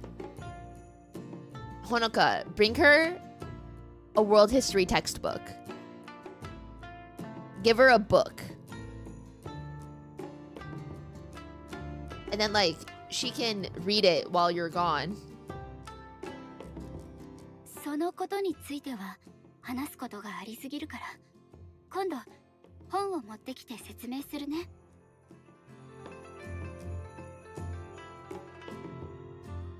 With some hesitation, she accepts the blatant sidestepping. I wonder how Yasue would react to the horrors my world has faced compared to hers. Returning to the phone, she swipes across another photo as town people mill around us. The woman carefully examines every detail in the shot. It's fascinating to watch Yasue swipe through the gallery with one flick of her thumb and then another. The woman whose lived experience was stuck in the Meiji era, navigating a phone with increasing ease. It gives me a new appreciation for how quick humans are to adaptation. The questions she once peppered me with soon become rare before she finally goes entirely quiet. One after the other, she slowly makes her way through the gallery, immersed entirely in a world she can never touch. As minutes go by, I realize this is the only thing I've ever seen her do in total silence. Photos of cars and trains, decorative lights and advertisements around the city at night, arcade machines and teens playing with them at game centers, people using computers and playing with mobile phones, bikes, houses, restaurants, alleyways and busy roads. Just everyday things. Trivial, meaningless, things I'd so often walk right past, all of which utterly fascinate Yasue. I'm expected to be narrating the experience, explaining this or that. Instead, she looks on in simple, silent wonderment. The feeling I have while watching her is a little wistful, perhaps like a parent watching a child experiencing something for the first time. Everyday life must be very strange from the perspective of someone from this era. From soft drink cans to medical advances, life is more comfortable than ever. For better or worse, we advance. Then Yasue reaches the final photos. Crowds waiting at train platforms, tourists dragging luggage about, salarymen on their way to work, and shoppers on a busy weekend. The last photo is a shot taken from downtown, practically from where we sit. Screens and advertisements cover the tall buildings, looming over snowy streets thick with random people. A photo of nothing in particular, just people living their lives. Looking at Yasue, her aura changes. She showed so much delight at modern curiosities, but her longing for that world behind the glass screen is palpable. Aww. No, not the world inside it. The people inside. My heart sinks as Yasue's lip begins to quiver. Oh, baby! I soon realize that it isn't the fingers of sadness plucking at her strings, but barely repressed anger. As she hands my phone back to me, I notice her knuckles going white from her grip. あの女に私はどれほどのものを奪われたの？どうして？何のために？ She forgets my existence for some time as she quietly repeats the question into the thin air. I don't dare speak up. Yonahara's existence would only rub salt into the wound. As much as she may grieve those she's lost, Yasue's anger at the one who took them from her is no less raw. Even having met Yonahara though, I can't guess at her reason for sealing Yasue away. She seems a perfectly kind, warm person compared to Yonahara's cold, even arrogant demeanor. Time to think over our brief talk hasn't helped endear her to me at all. 何か私にできることはない？復讐でも何でも。She's suddenly reminded that I'm here. Her mind snaps back into the present as she looks back towards me. The hate in Yasue isn't stifled that easily. Her stilted smile hardly convincing nor reassuring. 何もしてくれなくていいの。あなたのような人がいてくれる。それだけで十分よ。Oh. She reaches over to stroke my hair with her right hand, but as an odd fit of burning willpower sparks inside of me, I tightly clasp it with my own hands. Instead, I might not be much use to anyone, but for the woman I love. 遠慮なんていらない。安江のためなら何だってする。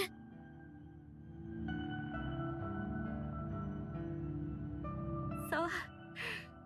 それならもう少しだけ一緒にいてもらおうかしら。ね、ほのか。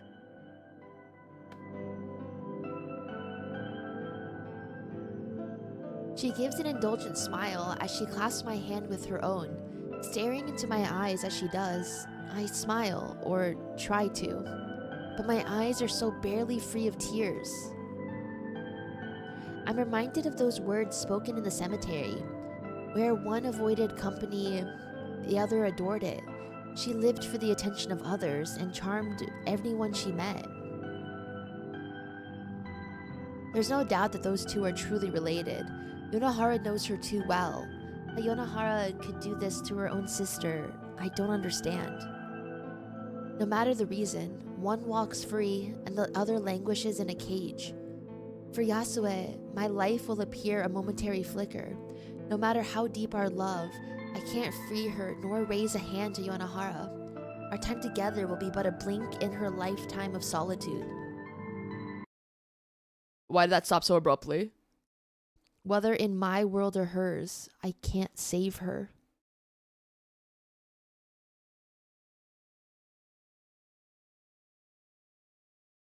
A paralyzed soul. Why'd the music stop? Some people find comfort in cafes, chatting with friends, others at coffee shops with coworkers while discussing the day ahead. Some would tinker at home, surrounded by this personal project or that. For me, that place of comfort would be the Meiji world of Yasue's mind. Until then, though, the library will have to do. As the shuffling of Shino's work echoes about in the quiet room, I silently scan the passages of my favorite book, Isabella Mora Le Rime. Le Rime? Le Rime? I don't know. Its pages aren't worn from age, but from use. It was this which sparked my interest in Italian literature to begin with. Her rather more useful book lives on my desk, undisturbed. Nobody can know about it. Nobody can know about us. Immersed in reading the collection of her sonnets, I come to the final verse of my favorite poem. Her grief-stained words take on a new significance, absent-mindedly mumbled under my breath as I read them. 夏も冬ももはや私を傷つけることはない。暑さも寒さも感じられないからだ。兄弟よ、希望は等しく虚しい。 Yet those will be the final words of hers which I remember. With that, I close the book before me. その本好きなの？ Shino's friendly voice makes me look up. The box beside her, previously full of books to shelve away, now empty. She sure isn't the type to enjoy a comfortable silence, nor a quiet moment without some distraction. イザベラ・ディ・モーラの詩集。注釈が書かれていて、時々読んでるの。へえ、そうなんだ。イザベラを知っているの？全然。Her attempt at striking up a conversation is earnest, if nothing else. にしてもよく読めるね。それ、イタリア語で書いてあるんでしょ？ I give another quiet nod. While not wanting to be abrasive, I want to keep this world private from her. Isabella's work is difficult to read given its age, hailing from the 16th century just as a certain other book, but no less captivating for it. Indeed, that goes to show the universal nature of her feelings. Looking back down at the book's worn cover, a familiar feeling rises within me. A wish that I hadn't taken this road, that I'd been interested in normal things and led a normal life with others. Even now, I can't help but ward off Shino's overtures. 時々思うんだよね。読書家のほのかちゃんの方がこの仕事に向いてるんじゃないかって。I need to start reading more. 本が好きじゃないの？最近じゃネットの記事以外ほとんど読んでないな。それにイタリア語なんてさっぱりわかんないし。I know 私なんかよ Italian. りほのかちゃんの方がとっくに上を行ってるよ。Mamma mia. Alfredo. Boom. なんだか自慢してるみたい。その Spaghetti. 逆だよ。むしろ恥ずかしく思ってる。この大学の学生ってみんな私よりずっと優秀なんだもん。私なんて学ぶ時間がないわけじゃないのに、 Oh my god, 怠け that's 癖のせい such a で mood, 何もし Shino. てないだけ。 That's such a mood. 人生で学べる時間なんて限られてるのに。ああ、時間がないわけじゃないよ。それは確かなんだけどね。私はどっちかっていうと、広く浅く勉強したいタイプみたい。って言えば通じるかな。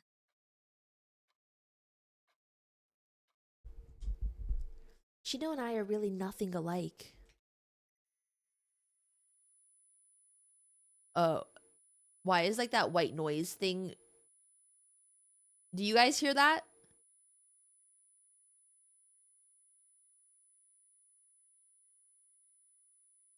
Trying to pull her out of mind, I glance out the window. The depth of winter isn't far away. With the snow only becoming heavier, the sky more overcast. How do people live so easily? Shino can smile and chat so thoughtlessly, just as Yasue does. Instead, I just have a hollow, an emptiness that indulging myself in books can't fill, no matter how hard I try. I'd perhaps hope that finding love would fill that void, only to have denied from me thanks to my health. Yet Yasue smiles every time we meet, while I walk free in a gray world. Guys, this goes to show a relationship can't supplement どうしてい happiness. つもそんなに明るくいられるの？ Happiness comes from within. Something breaks within me as I say the words. No, it's simply an admission that I was already broken. ふりをするのが得意なだけ。 So true. 本気でそう思ってくれてるなら言っとくけど、私だって自分が何してるかなんて分かってない。ただ配られた手札でどうにかしてるだけ。フラッシュのこともあれば降りることもある。 Her advice is so similar to Yasue's. Her smile is no less honest, just as she is in everything she does. But it's no more reassuring. I don't hate Shino. I don't think I ever have. Rather, I admire her. She enjoys even menial work, never minds her prosthetics, and adapts just fine to a job that's clearly ill-fitting for her. The air becomes a little awkward as I fall silent. I didn't have a particular goal in mind when bringing up such a topic, and Shino's left twisting in the wind about how close she really is to me. Seeing no way out of the subject, and already regretting bringing it up, I take to my feet and make to leave as I slide the book into my bag and sling my coat over my shoulder.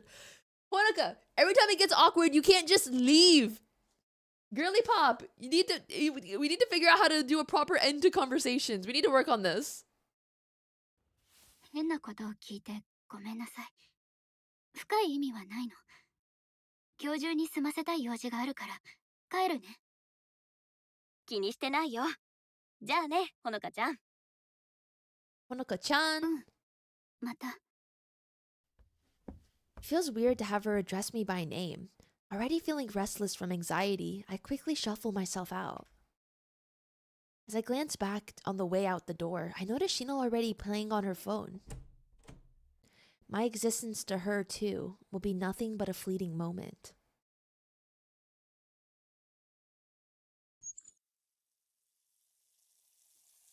Oh my god. Voices echo about the cramped university washroom as freezing water washes over my hands. Two women chatting beside me. Out of habit, I eavesdropped on their conversation while subtly looking under my brow at their reflection. Both are students by the look of them. The three of us probably the only ones left on campus by now. As if it weren't obvious by their trendy jackets, jewelry, and dresses, they gossip about the dates they each had planned for the evening. One talks the other up to loosen her nerves. There's a certain gaiety to their voices, both chattering like giddy schoolgirls. I've seen so many romance movies, read of it in books, and seen innumerable posts about it on people's feeds. Romance was something wonderful and fluffy, sometimes fiery and passionate, other times warm and comforting. Surrounded by the cold concrete of the washroom, I wonder why I can't make myself feel like that. With all the money I could need to buy fancy clothes, all I have to my name are hoodies and old sweaters. Just as Yonohara said, styles and fashions change, slowly becoming unfamiliar. That's only normal. It's me who isn't. The world keeps changing, but I can't keep up. Frozen in time, I can only watch others live their lives so effortlessly. Oh god. As I watch them, one of the women catches my gaze. My heart skips a beat and I quickly shift my eyes downward, but I catch a familiar reflex in her expression as I do, an uneasiness at the creepy person before her. She quickly suggests they leave, her friend following as she shuffles out the door. The door latches shut with a metallic thud, and I'm alone once more. Well, at least smile politely. It's such a nice CG, though. Like, it gives off a very, like, eerie feeling. With my hands soaking wet by now, I finally turn off the tap and look forwards. The bags under my eyes are worse than I've ever had them, and my skin is ghostly pale. I must look like some malevolent spirit rather than a university student. Perhaps I should go home. There's nobody there for me, though. I could go downtown and drift amid the sea of strangers for a time, but it's pointless, just filled with shops hawking goods I don't need. I think she should delve into the joys of consumerism. Like, girly pop, go to Daiso and just spend money. Just buy things. She should start journaling. She should do something. She should buy a puzzle. She should do a puzzle. There's nowhere for me. The only place, the only person I belong to, my body stops me from visiting. I'm alone in this concrete box. I simply stare, unable to move. My feet feel like anchors. Perhaps it's from anemia, or just wanting to avoid being seen by others. My heart begins to race. Oh god, adrenaline suddenly pouring out of my body, but it has nowhere to go. A sense of panic wells up inside as I stare at the image in the mirror. The person in the mirror is disgusting. They're a coward who can't tell Yasue about her own sister. Their magic is a hollow mimic of the real thing. What would others think of their shameful habit, the resulting scars so barely hidden under their sleeve? Their own appearance creeps out others out. They can't cook for themselves. Their interests are weird. They can't keep a single friend. Okay, these things can be changed. You can learn how to cook. You can make a friend. You can find a normal hobby. I don't like them. Oh my god. Why is my love so different? Why can others live so easily? Why am I always so tired?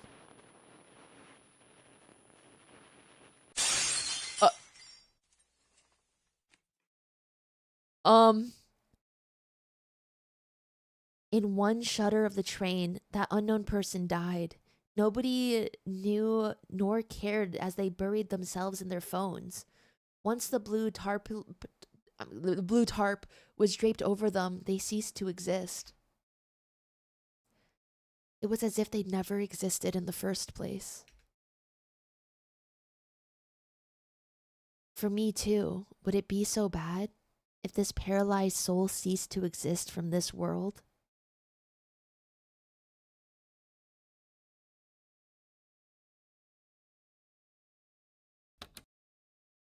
The house lies cold. Having turned off the heating, the bathroom and kitchen taps are still. Checked again for any dripping. The bed lies carefully set, crisp and neat as ever.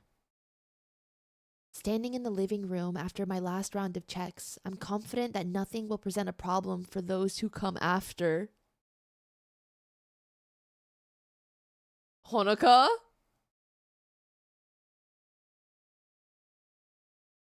Honoka? No. No, we're not doing for those who come after. You did not play Clair Obscure. You should not be saying this. How odd it is to be so particular about such unnecessary things. I suppose it's only natural after a lifetime of being told not to be a pain for others. I take one last look around the room, engraving it on my memory. Everything from the immaculately swept hardwood floors to the carefully wiped low table, its veneer having flaked off a corner. My life completely changed, but the house never did. In the end, a human life is no different than magic. Once you let go of the rock, it simply drops. Now, it's time for me to finally let go. I don't want to let go. Fearful of letting hesitation build, I turn and make my walk up the stairs to my study.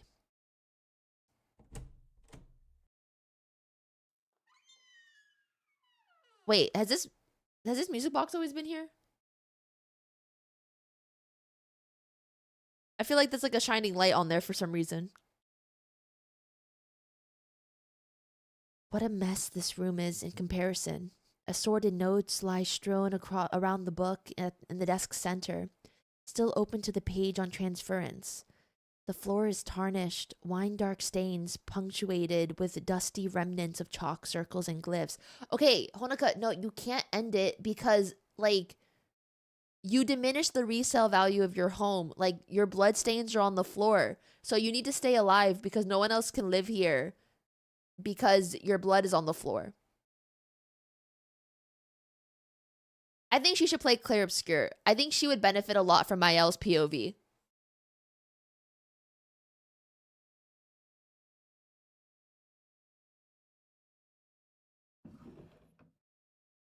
Stepping over the mess, I come to the desk, taking a moment to clean what I can of this room as well.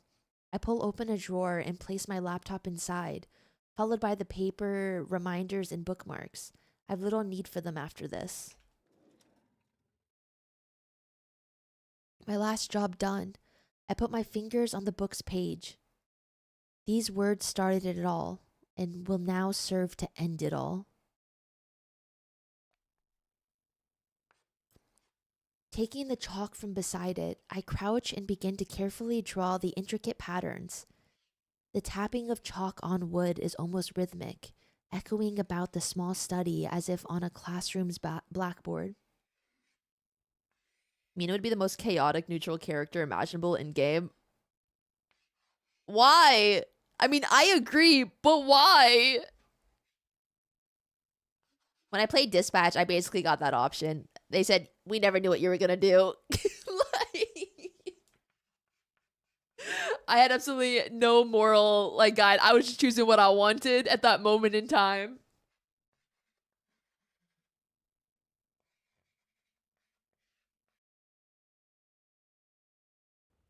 Oh, no, Honoka, don't do it. Okay, I need Shino to come and save the day. I need Shino to be like, hey, I passed by your house and I wanted to check on you. After a few minutes' work, I right myself and replace the chalk on my desk. Taking my knife in hand, I idly wonder how many times I've done this ritual. How many times the simple act of seeing someone I love took so much from me. I suppose that hardly matters now. I take a breath and steady myself as I bring the blade to my arm.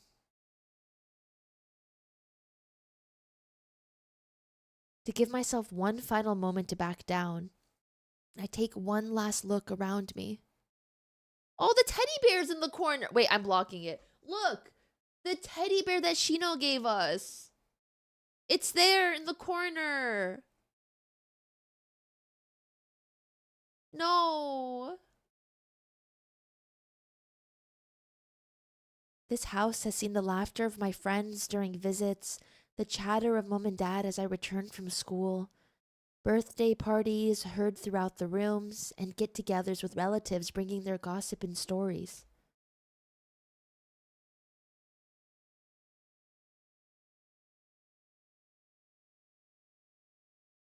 That's all gone now. All that's here is me. Me and this horrible, unending silence. A silence which became too much to bear. Oh god. That was so much more sudden than I was expecting. Oh my god, that was so much more sudden. Oh my, that was... Oh my god. They didn't even give me time to like react. Like, oh my god. Gritting my teeth, I force myself to slash the knife across my skin. Stifling my whelp of pain, I watch the warm blood trickling down my wounded arm. For all Yasue talks of her precious memories keeping her going, mine of only giving me pain. Pain which will no longer be mine to bear, as I crouch and carefully trace out the marks about me.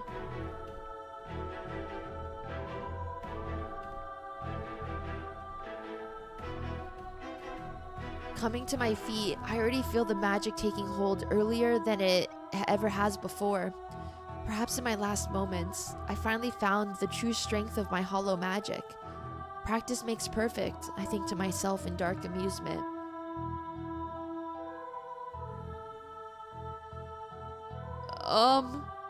My heart races at the full realization of what I'm doing creeps up on me, but it's all too late. My fate sealed. I look out the window one final time. My last view of this world is of the bare branches of nearby trees faintly peering out from the forlorn winter's fog.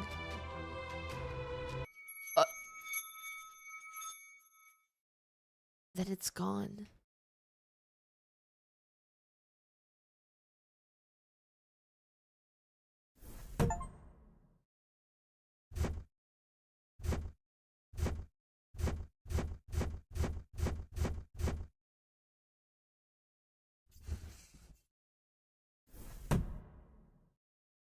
Huh? Wait, that was Shino's shadow. A tithe one must pay. Act 2, Scene 1.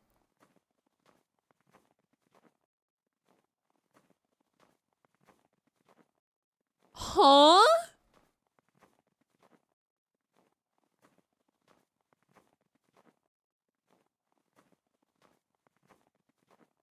What?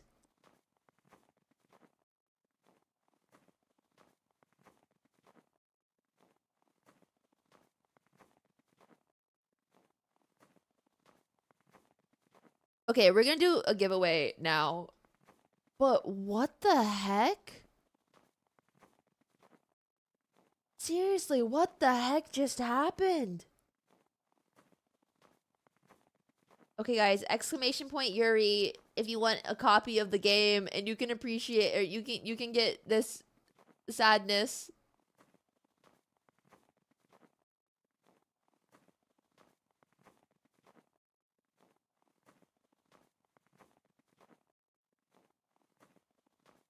We have 3 codes to give out. Well, that was intense. Well, I need a little break from what just happened. Okay, what if her powers are like when she dies it resets to the beginning and Shino's trying to save her? Maybe. Exclamation point Yuri if you want a chance to get a copy of the game for yourself. Also, like, support the devs if you don't win. It's on sale right now because of the Steam Winter Sale. So you guys should support the devs.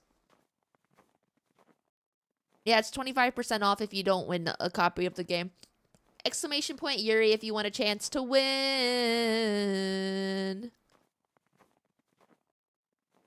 Okay, wait, guys. While you guys do exclamation point Yuri, I'm gonna go pee real quick. 1 second.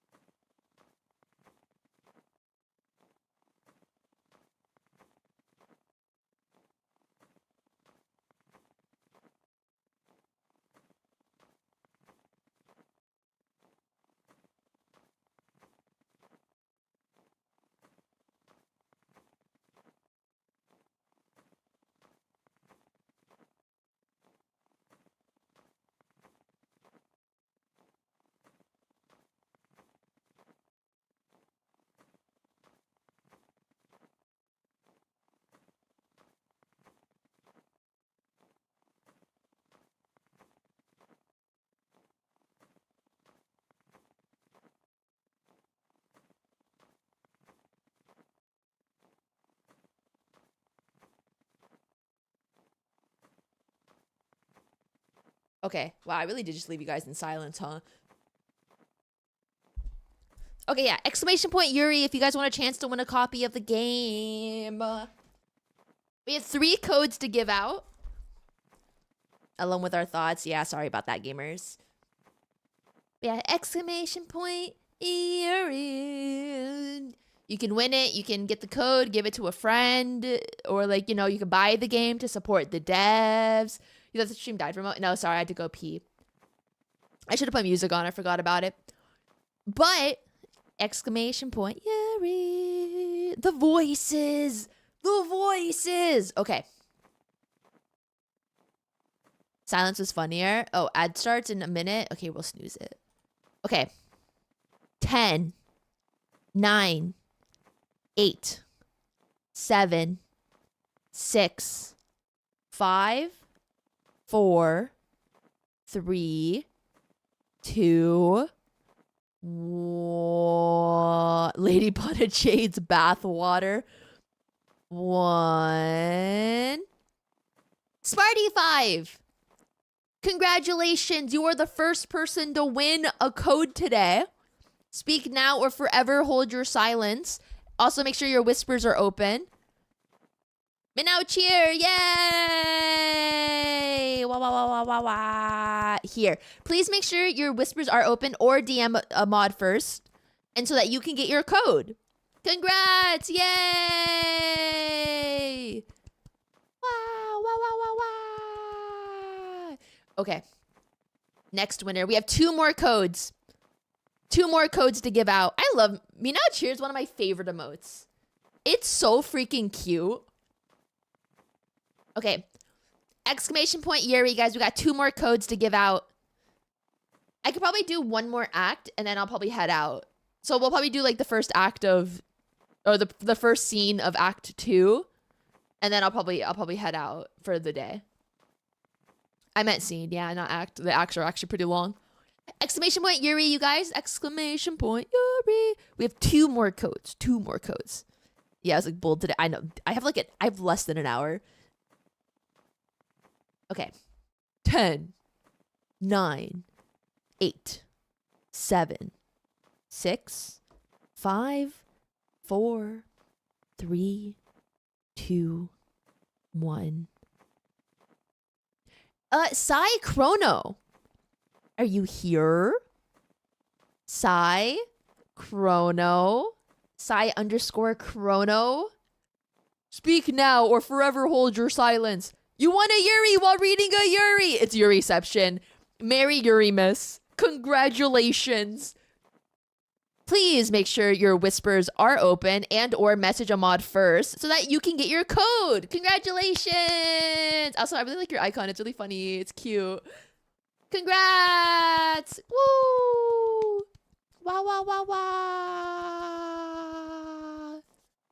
It looks like Twitch doesn't want me to have a 4-stream streak here. I think Twitch changed the rules where you can only start announcing your streaks after 10. Okay. Last chance, you guys. Last chance for a code. All right? Exclamation point Yuri. We have 1 more code left to give. Only 1 person can win. If you don't win, go support the game by buying it. I'm not sponsored, by the way. Hashtag not ad. I'm playing this game for free because I want to play this Yuri game. The devs were very kind to give me codes to give out to you guys, though, which was very, very, very kind of them. So, like, go support the studio if you can. The game's on sale right now, so it really is the perfect time to check it out as well and like play it for yourselves when you're in like a good mental like spot as well. You can only announce them at certain breakpoints now, like 3, 5, 10, etc. I think, I don't know, they're weird. Okay.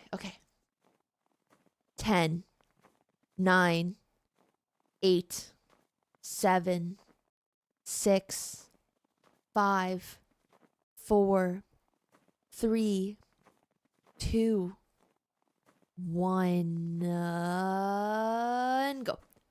Alice! Followed 4 years ago. Holy, from the very beginning. God damn, from the beginning. Congratulations.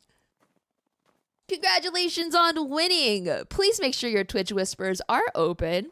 Or, like, message a mod first. Yeah, an OG. Also, thank you for following me 4 years ago. I appreciate that. Thank you. Can you guys believe my 5-year anniversary is coming up soon? In, like, 3 months, it'll be 5 years streaming. I can't believe it. That's wild. But congrats! Yeah, holy cow is right. I started in 2021. So it's gonna be 5 years. Every Tithe winner has had their whispers open. It's a Christmas miracle. Hell yeah, brother. Dun, dun, dun. A day not over 30. Yeah. All right. Well, congrats to all the winners. Please enjoy the game. Everyone else, go support the devs.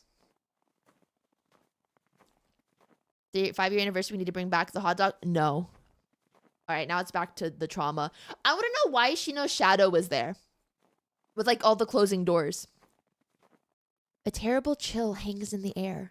The season proving bitter as it so often is here. On this cold day, a great throng of students slowly shuffles through this piled snow of the university grounds. The day's lectures are finally over. Some gossip freely with friends, while others fawn over their partners. Most, however, stroll silently. This is the same as the beginning. This is literally the opening scene. Do I have to read all this out loud again? Amidst the sea of people walks one unremarkable student among many.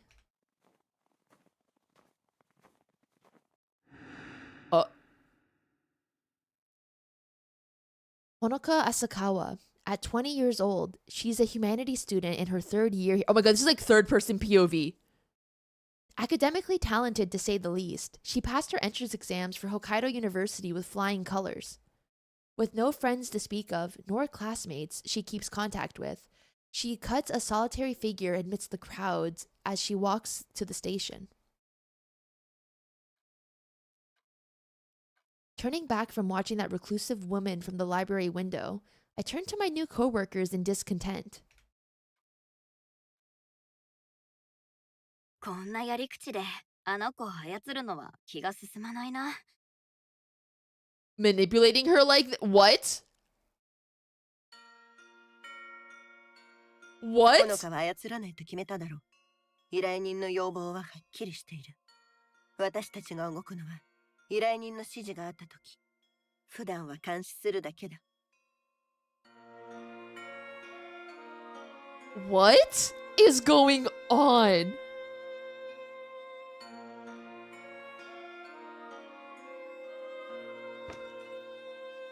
Kaoru's in no better a mood about this than I am, her annoyance boiling over as she pushes herself off the table she was leaning on. わかんねえな。なんでそんなコソコソするんだよ。さっさとあの子と本を確保して終わらせりゃいいのに。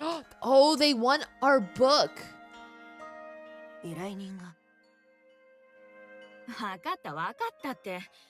でも何週間もじっとしてんのは性に合わねえな。曖昧な仕事だからな。抵抗を覚えるのも仕方ない。これまでにもっとひどい仕事もあっただろう。まあ、ちゃんと報酬払ってもらえんなら文句はねえけどさ。Damn, the only person that was talking to Honoka was someone paid to talk to her.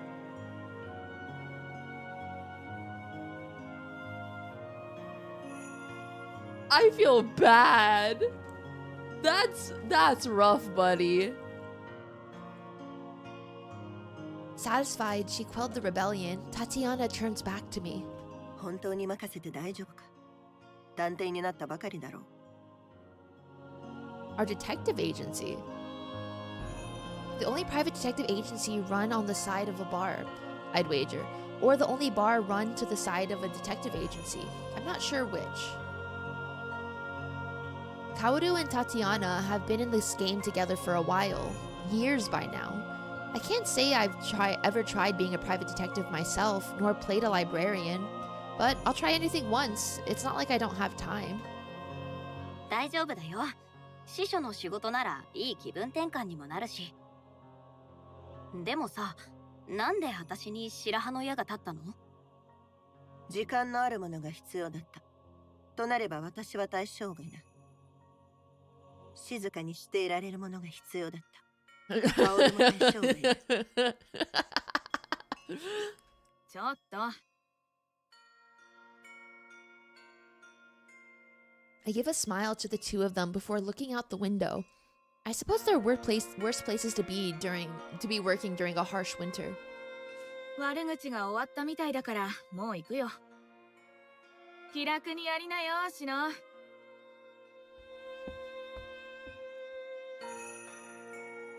She gives a brief wave, which I return before she saunters out. Tatiana moves to follow her, but pauses for a few moments. 何？頼んだぞ。何かあったら連絡をくれ。わかった。That was clearly not what she wanted to say. Knowing Tatiana, I wouldn't get a straight answer if I tried. With that, Tatiana's flowing coat swings about her as she turns on her heels. It's amusing to contrast her with Kaoru as she follows her out. Every movement she makes feels thoughtlessly imposing.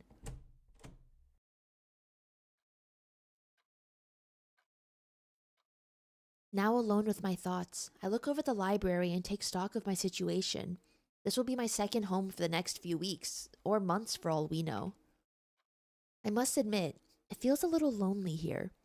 Something not helped by the faint noise of students and staff outside. Pushing such thoughts aside with a heavy snort, I roll my sleeves and get a start on stalking books. This might just be a means to get close to Honoka, but that doesn't mean I can't do this job right. Yeah, you don't want to get fired. That'd be awkward.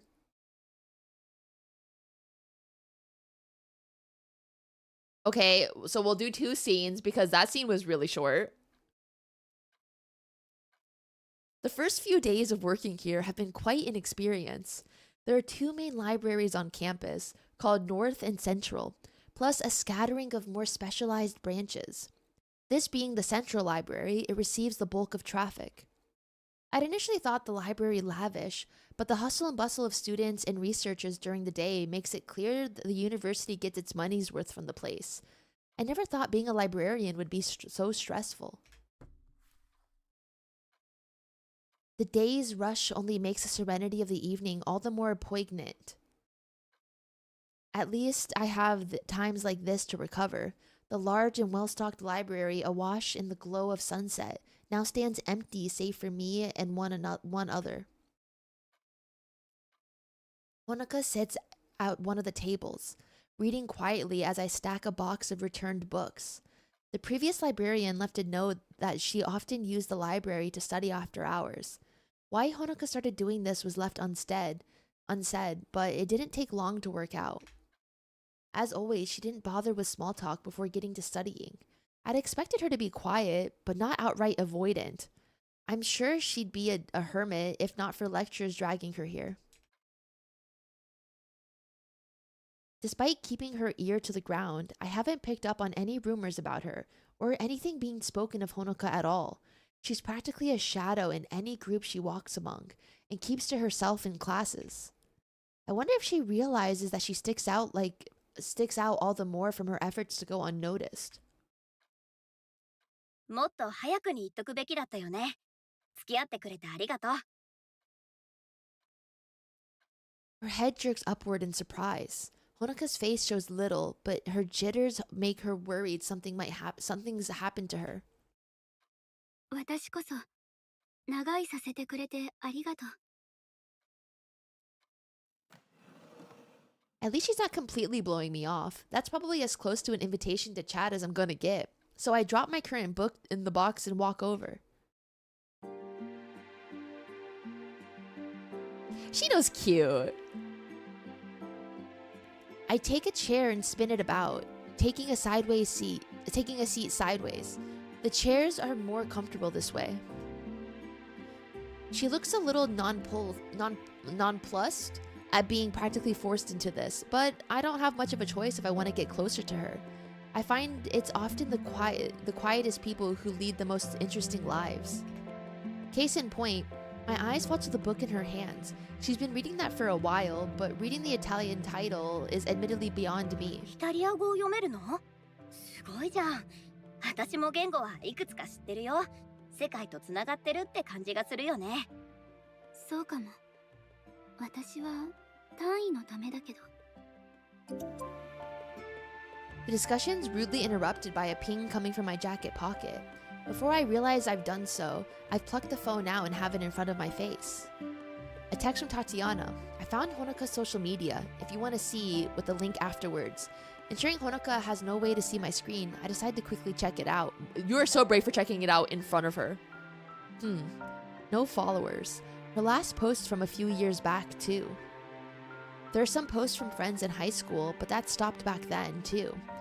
It's a little weird to clearly see the stages of her life, down to when her group of friends graduated and went their separate ways. That explains why she's so withdrawn. She has nobody to lean on for support after her parents passed.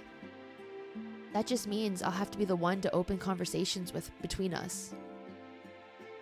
Acutely aware that I'm browsing Honoka's life while she's right in front of me, I reply to Tatiana with a quick thanks before locking the phone once more. こういうのって本当にすごいよね。一昔前はただのチャットスペースだったのに、今じゃサイバースペース全部がポケットの中に収まるんだもん。世界中の誰とでも簡単につながれるし、図書館の蔵書も丸ごと収容できちゃう。Maybe that segue didn't work as well as I'd hoped, going by her expression. あれ、なんか変なこと言ったかな。It's so interesting to see a conversation from a different point of view. 別に。ただ、最近はみんなスマホに慣れてると思ってたから。 Because like Honoka was spiraling in her own mind during this conversation. I slide my phone back into my pocket and take to my feet. It's probably for the best if I don't try to get close to her too quickly anyway. ああ、それはなんていうか。私はほら、田舎育ちだから、こういうのを使うようになったのって、つい最近のことでさ。コンピューターとかスマホとか、まだ慣れてなくて。That'll work. It's not like I'm lying to her, technically. じゃあ、どうして都会に来たの？一言で言えば、冒険かな。いろんな仕事を転々として、その時々に興味があることをやってる。ここの仕事も次が見つかるまでのつなぎってこと？どれくらいいるの？ I give a simple shrug. That's as much dependent on her as it is me. 飽きるまでかな。それって大変じゃない？別に心のありようさえずれてなければ生きるのはぐんと楽になるよ。 Girl, you can't tell it to someone depressed. これだって思える生き方があればいいよね。私はいつもどんなちっぽけなことでも正しい形にできたらなって思ってる。軸さえぶれなきゃ目の前で起きてることもあんまり気にならなくなるんじゃないかな。 So is this the exact conversation that happened earlier? Yes, but we're just hearing it with Shino's thoughts instead of Honoka's thoughts. So the conversation has a very different tone to it with Shino's thoughts. She thinks to herself for a moment afterwards. Maybe I found the first crack in all of her worries and I can help her through. 魔術師のこと、何か知ってる？ Truly came out of nowhere. Like, now hearing it without the context of her thoughts, she really just like 180'd the conversation. Huh? 急に話題が変わったね。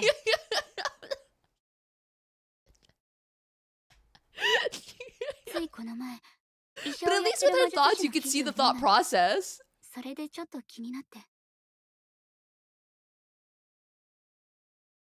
Of all the topics to raise, I should have known that subject was coming, but I still have to work to not show it. 気になる存在ではあるよね。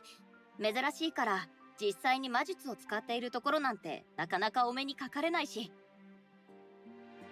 それもそうだけど、全く違う人生を歩んできた人がすぐそばにいるのに、誰もそれに気づかないって不思議だなって、そう思わない？ Thinking fast, I work out a misdirection. 平均的な魔術師は普通の人とあまり変わらない。なのに魔術に不信感を持たれちゃうのは残念だよね。この町の魔術師は目立たないようにしてるみたいだけど。それに力の強い魔術師となれば話は別じゃない？ヨーロッパだともっと堂々と暮らしてるみたいだし、古くから続く血統の魔術師は城を持ってることもある。自然の法則を破れるなら政府が手出しできる相手じゃないしね。だからこそみんな魔術師に対して慎重になるんだろうね。異質なものを恐れるのは人の常だもん。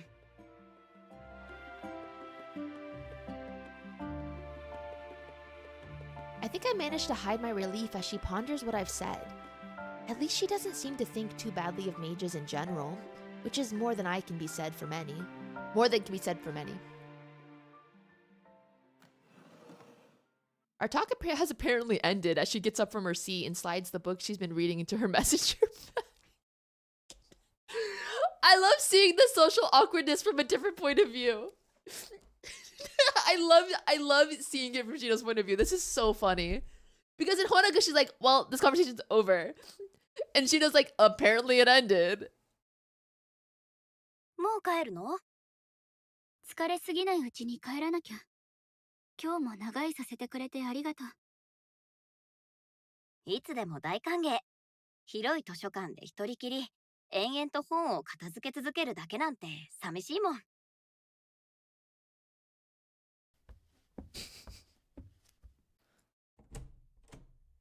With that, she gives a nod and farewell before shuffling out of the library.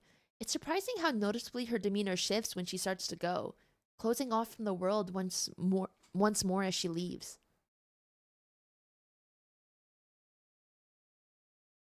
I try to focus on finishing up my work for the day, but the image sticks in my mind like grit between teeth. I wonder what Honoka would be like if I'd met her before her loss.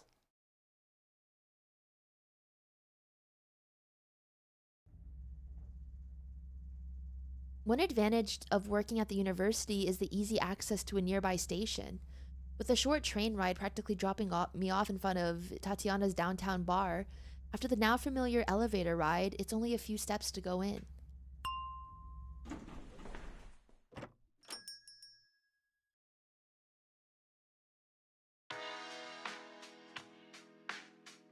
The smell of various alcohols just faintly hangs in the air. Dim lights play on the immaculately polished counter, and inviting bottles of liquors and spirits gleam behind it in all of the colors of the rainbow. It's instantly relaxing, just as intended. In so many ways, this is Tatiana's slice of the world. Everything is in its place and polished to perfection. A perfect stage for any customer wanting to relax with a touch of class. Then there's Kaoru. Sitting at a table in the otherwise empty bar, before her lie various small tools, brushes, screwdrivers, and a little bottle of oil, and a couple dozen mechanical components. I recognize what she's fiddling with, even from a casual glance, waiting until she finished applying some oil before interrupting her. テーブルで銃を分解している人がいるバーって珍しいよね。Why does she have a gun? こういう道具はちゃんと手入れしてやればいざって時に応えてくれるものさ。定期的な掃除と点検は基本だよ。I thought guns were illegal in Japan. Kaoru keeps working away as she talks, now inspecting a tiny spring.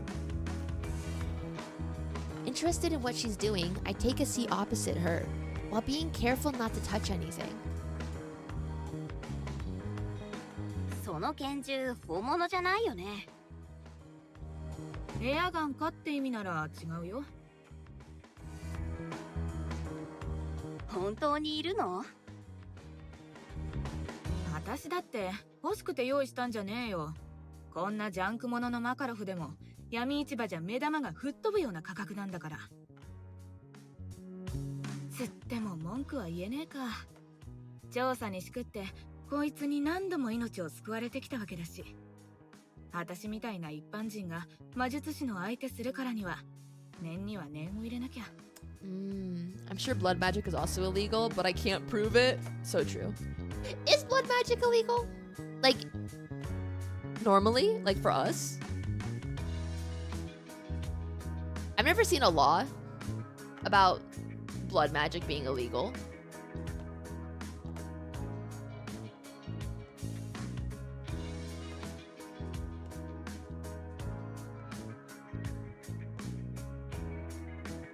So no, but I'm just saying, like,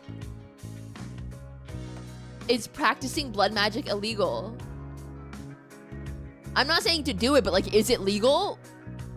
Like, there are places in the world where it's illegal to be a witch. So like, maybe in like, where's the place where all the witches? Haven? New Haven? New Jersey?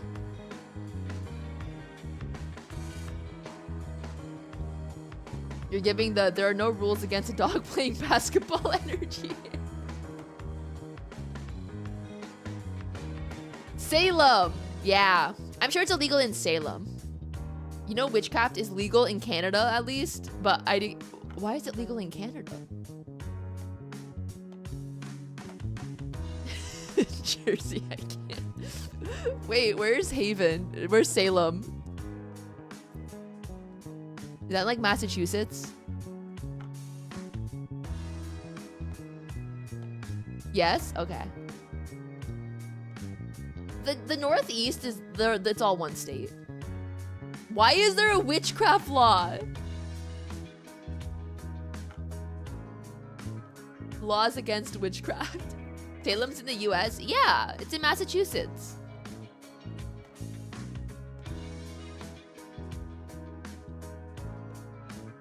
This is such a weird conversation. It's a fascinating piece of engineering, regardless of its purpose. She begins to put it back together piece by piece, starting from the smallest springs and cylinders and progressing towards more recognizable parts of the frame. そもそもどうやってそんなものを手に入れたのよ。 By now I've learned a few of Kaoru's tells, not a hard task for someone who wears their emotions on their sleeve. One I've come to be amused by is the particular sparkle in her eyes as she begins lecturing on this fact of life or that. I wonder if she enjoys my company for the sake of simply having someone to share her knowledge with. だいたいこの手のものの出所といえばロシア軍だね。指揮官や受給係が徴兵用の倉庫からちょっとずつくすねてくんの。旧ソ連の安物から今のロシアの最新兵器までいろんなものをね。それを密輸業者が駐屯地や倉庫で買い取って東ロシアから稚内北部まで運ぶ。稚内までは船で4時間くらいで天気がいいと海岸からロシアが見えるらしいよ。で、日本に持ち込めたら仲介人ってやつを見つけてそこから買えばいい。She's giving us the life cycle of smuggling weapons into Japan. えらくあっさり言うんだね。映画じゃもっと派手で危険なミッションに見えるよな。でも実際は地味なもんさ。金を払って車のトランクからトランクへ移すだけだもん。中古の家具を買う方がよっぽど面倒。That's so real though. She picks up the inside of the barrel and begins to clean it with a small brush. She's not the most gentle of people, yet she shows such care in handling the precise and intricate pieces. Before continuing on, she gives it a quick blow before closing an eye and peering down the cylinder. そりゃあアメリカで売られてるような最高級品とは物が違うけど、弾はどこ製なんて気にしねえしな。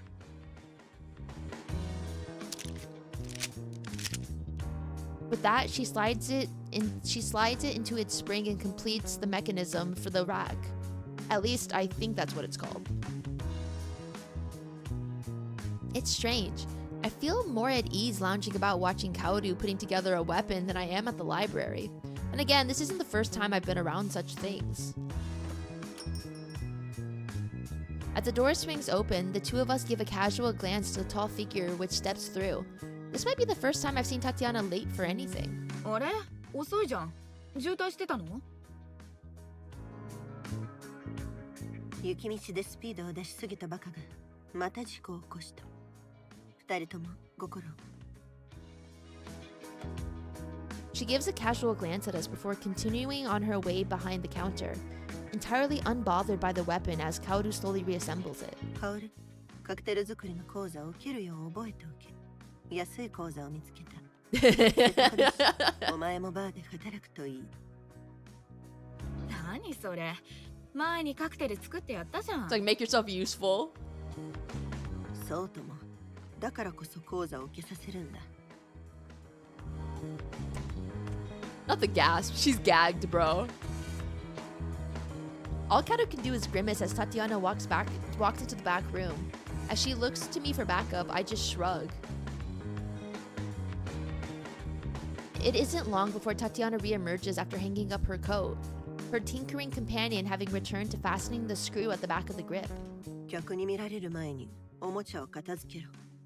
警察に嗅ぎ回られるのはごめんだ。大丈夫だって。まだ誰も来ねえよ。How old is Kaoru? Oh. The sound of the door swinging open makes both of our hearts skip a beat. Kaoru scoops the pistol into the small of her bag in an astonishing quick move. Thankfully, the tired-looking salaryman doesn't notice the gun disappearing behind her parka as he takes a seat at the bar. すみません。営業前で迷惑かだ。いいえ、とんでもない。今日は何になさいますか？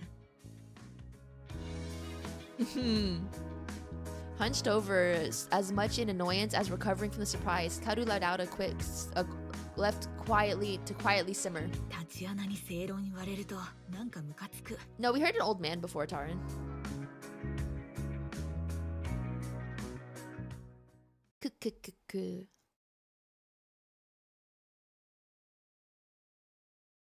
All right, I think we'll end it here. Hiding in plain sight. I think we'll end it here.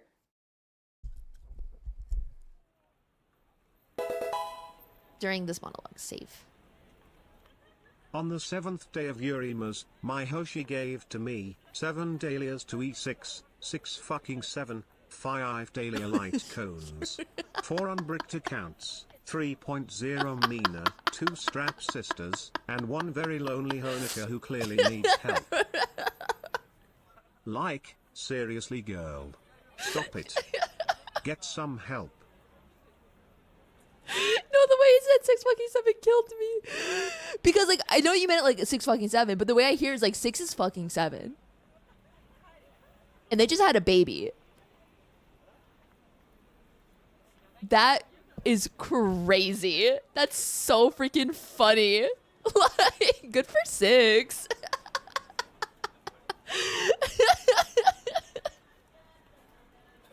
I know that's not the intention. It's so funny though. But yeah, I'm gonna head out, go get the house ready for my friends to come over. I know it's a shorter one, but Mondays are generally a bit shorter anyway. Tomorrow we'll finish this game. I think I'm getting near the end. As in, like, we're maybe like 2-ish hours out from the end.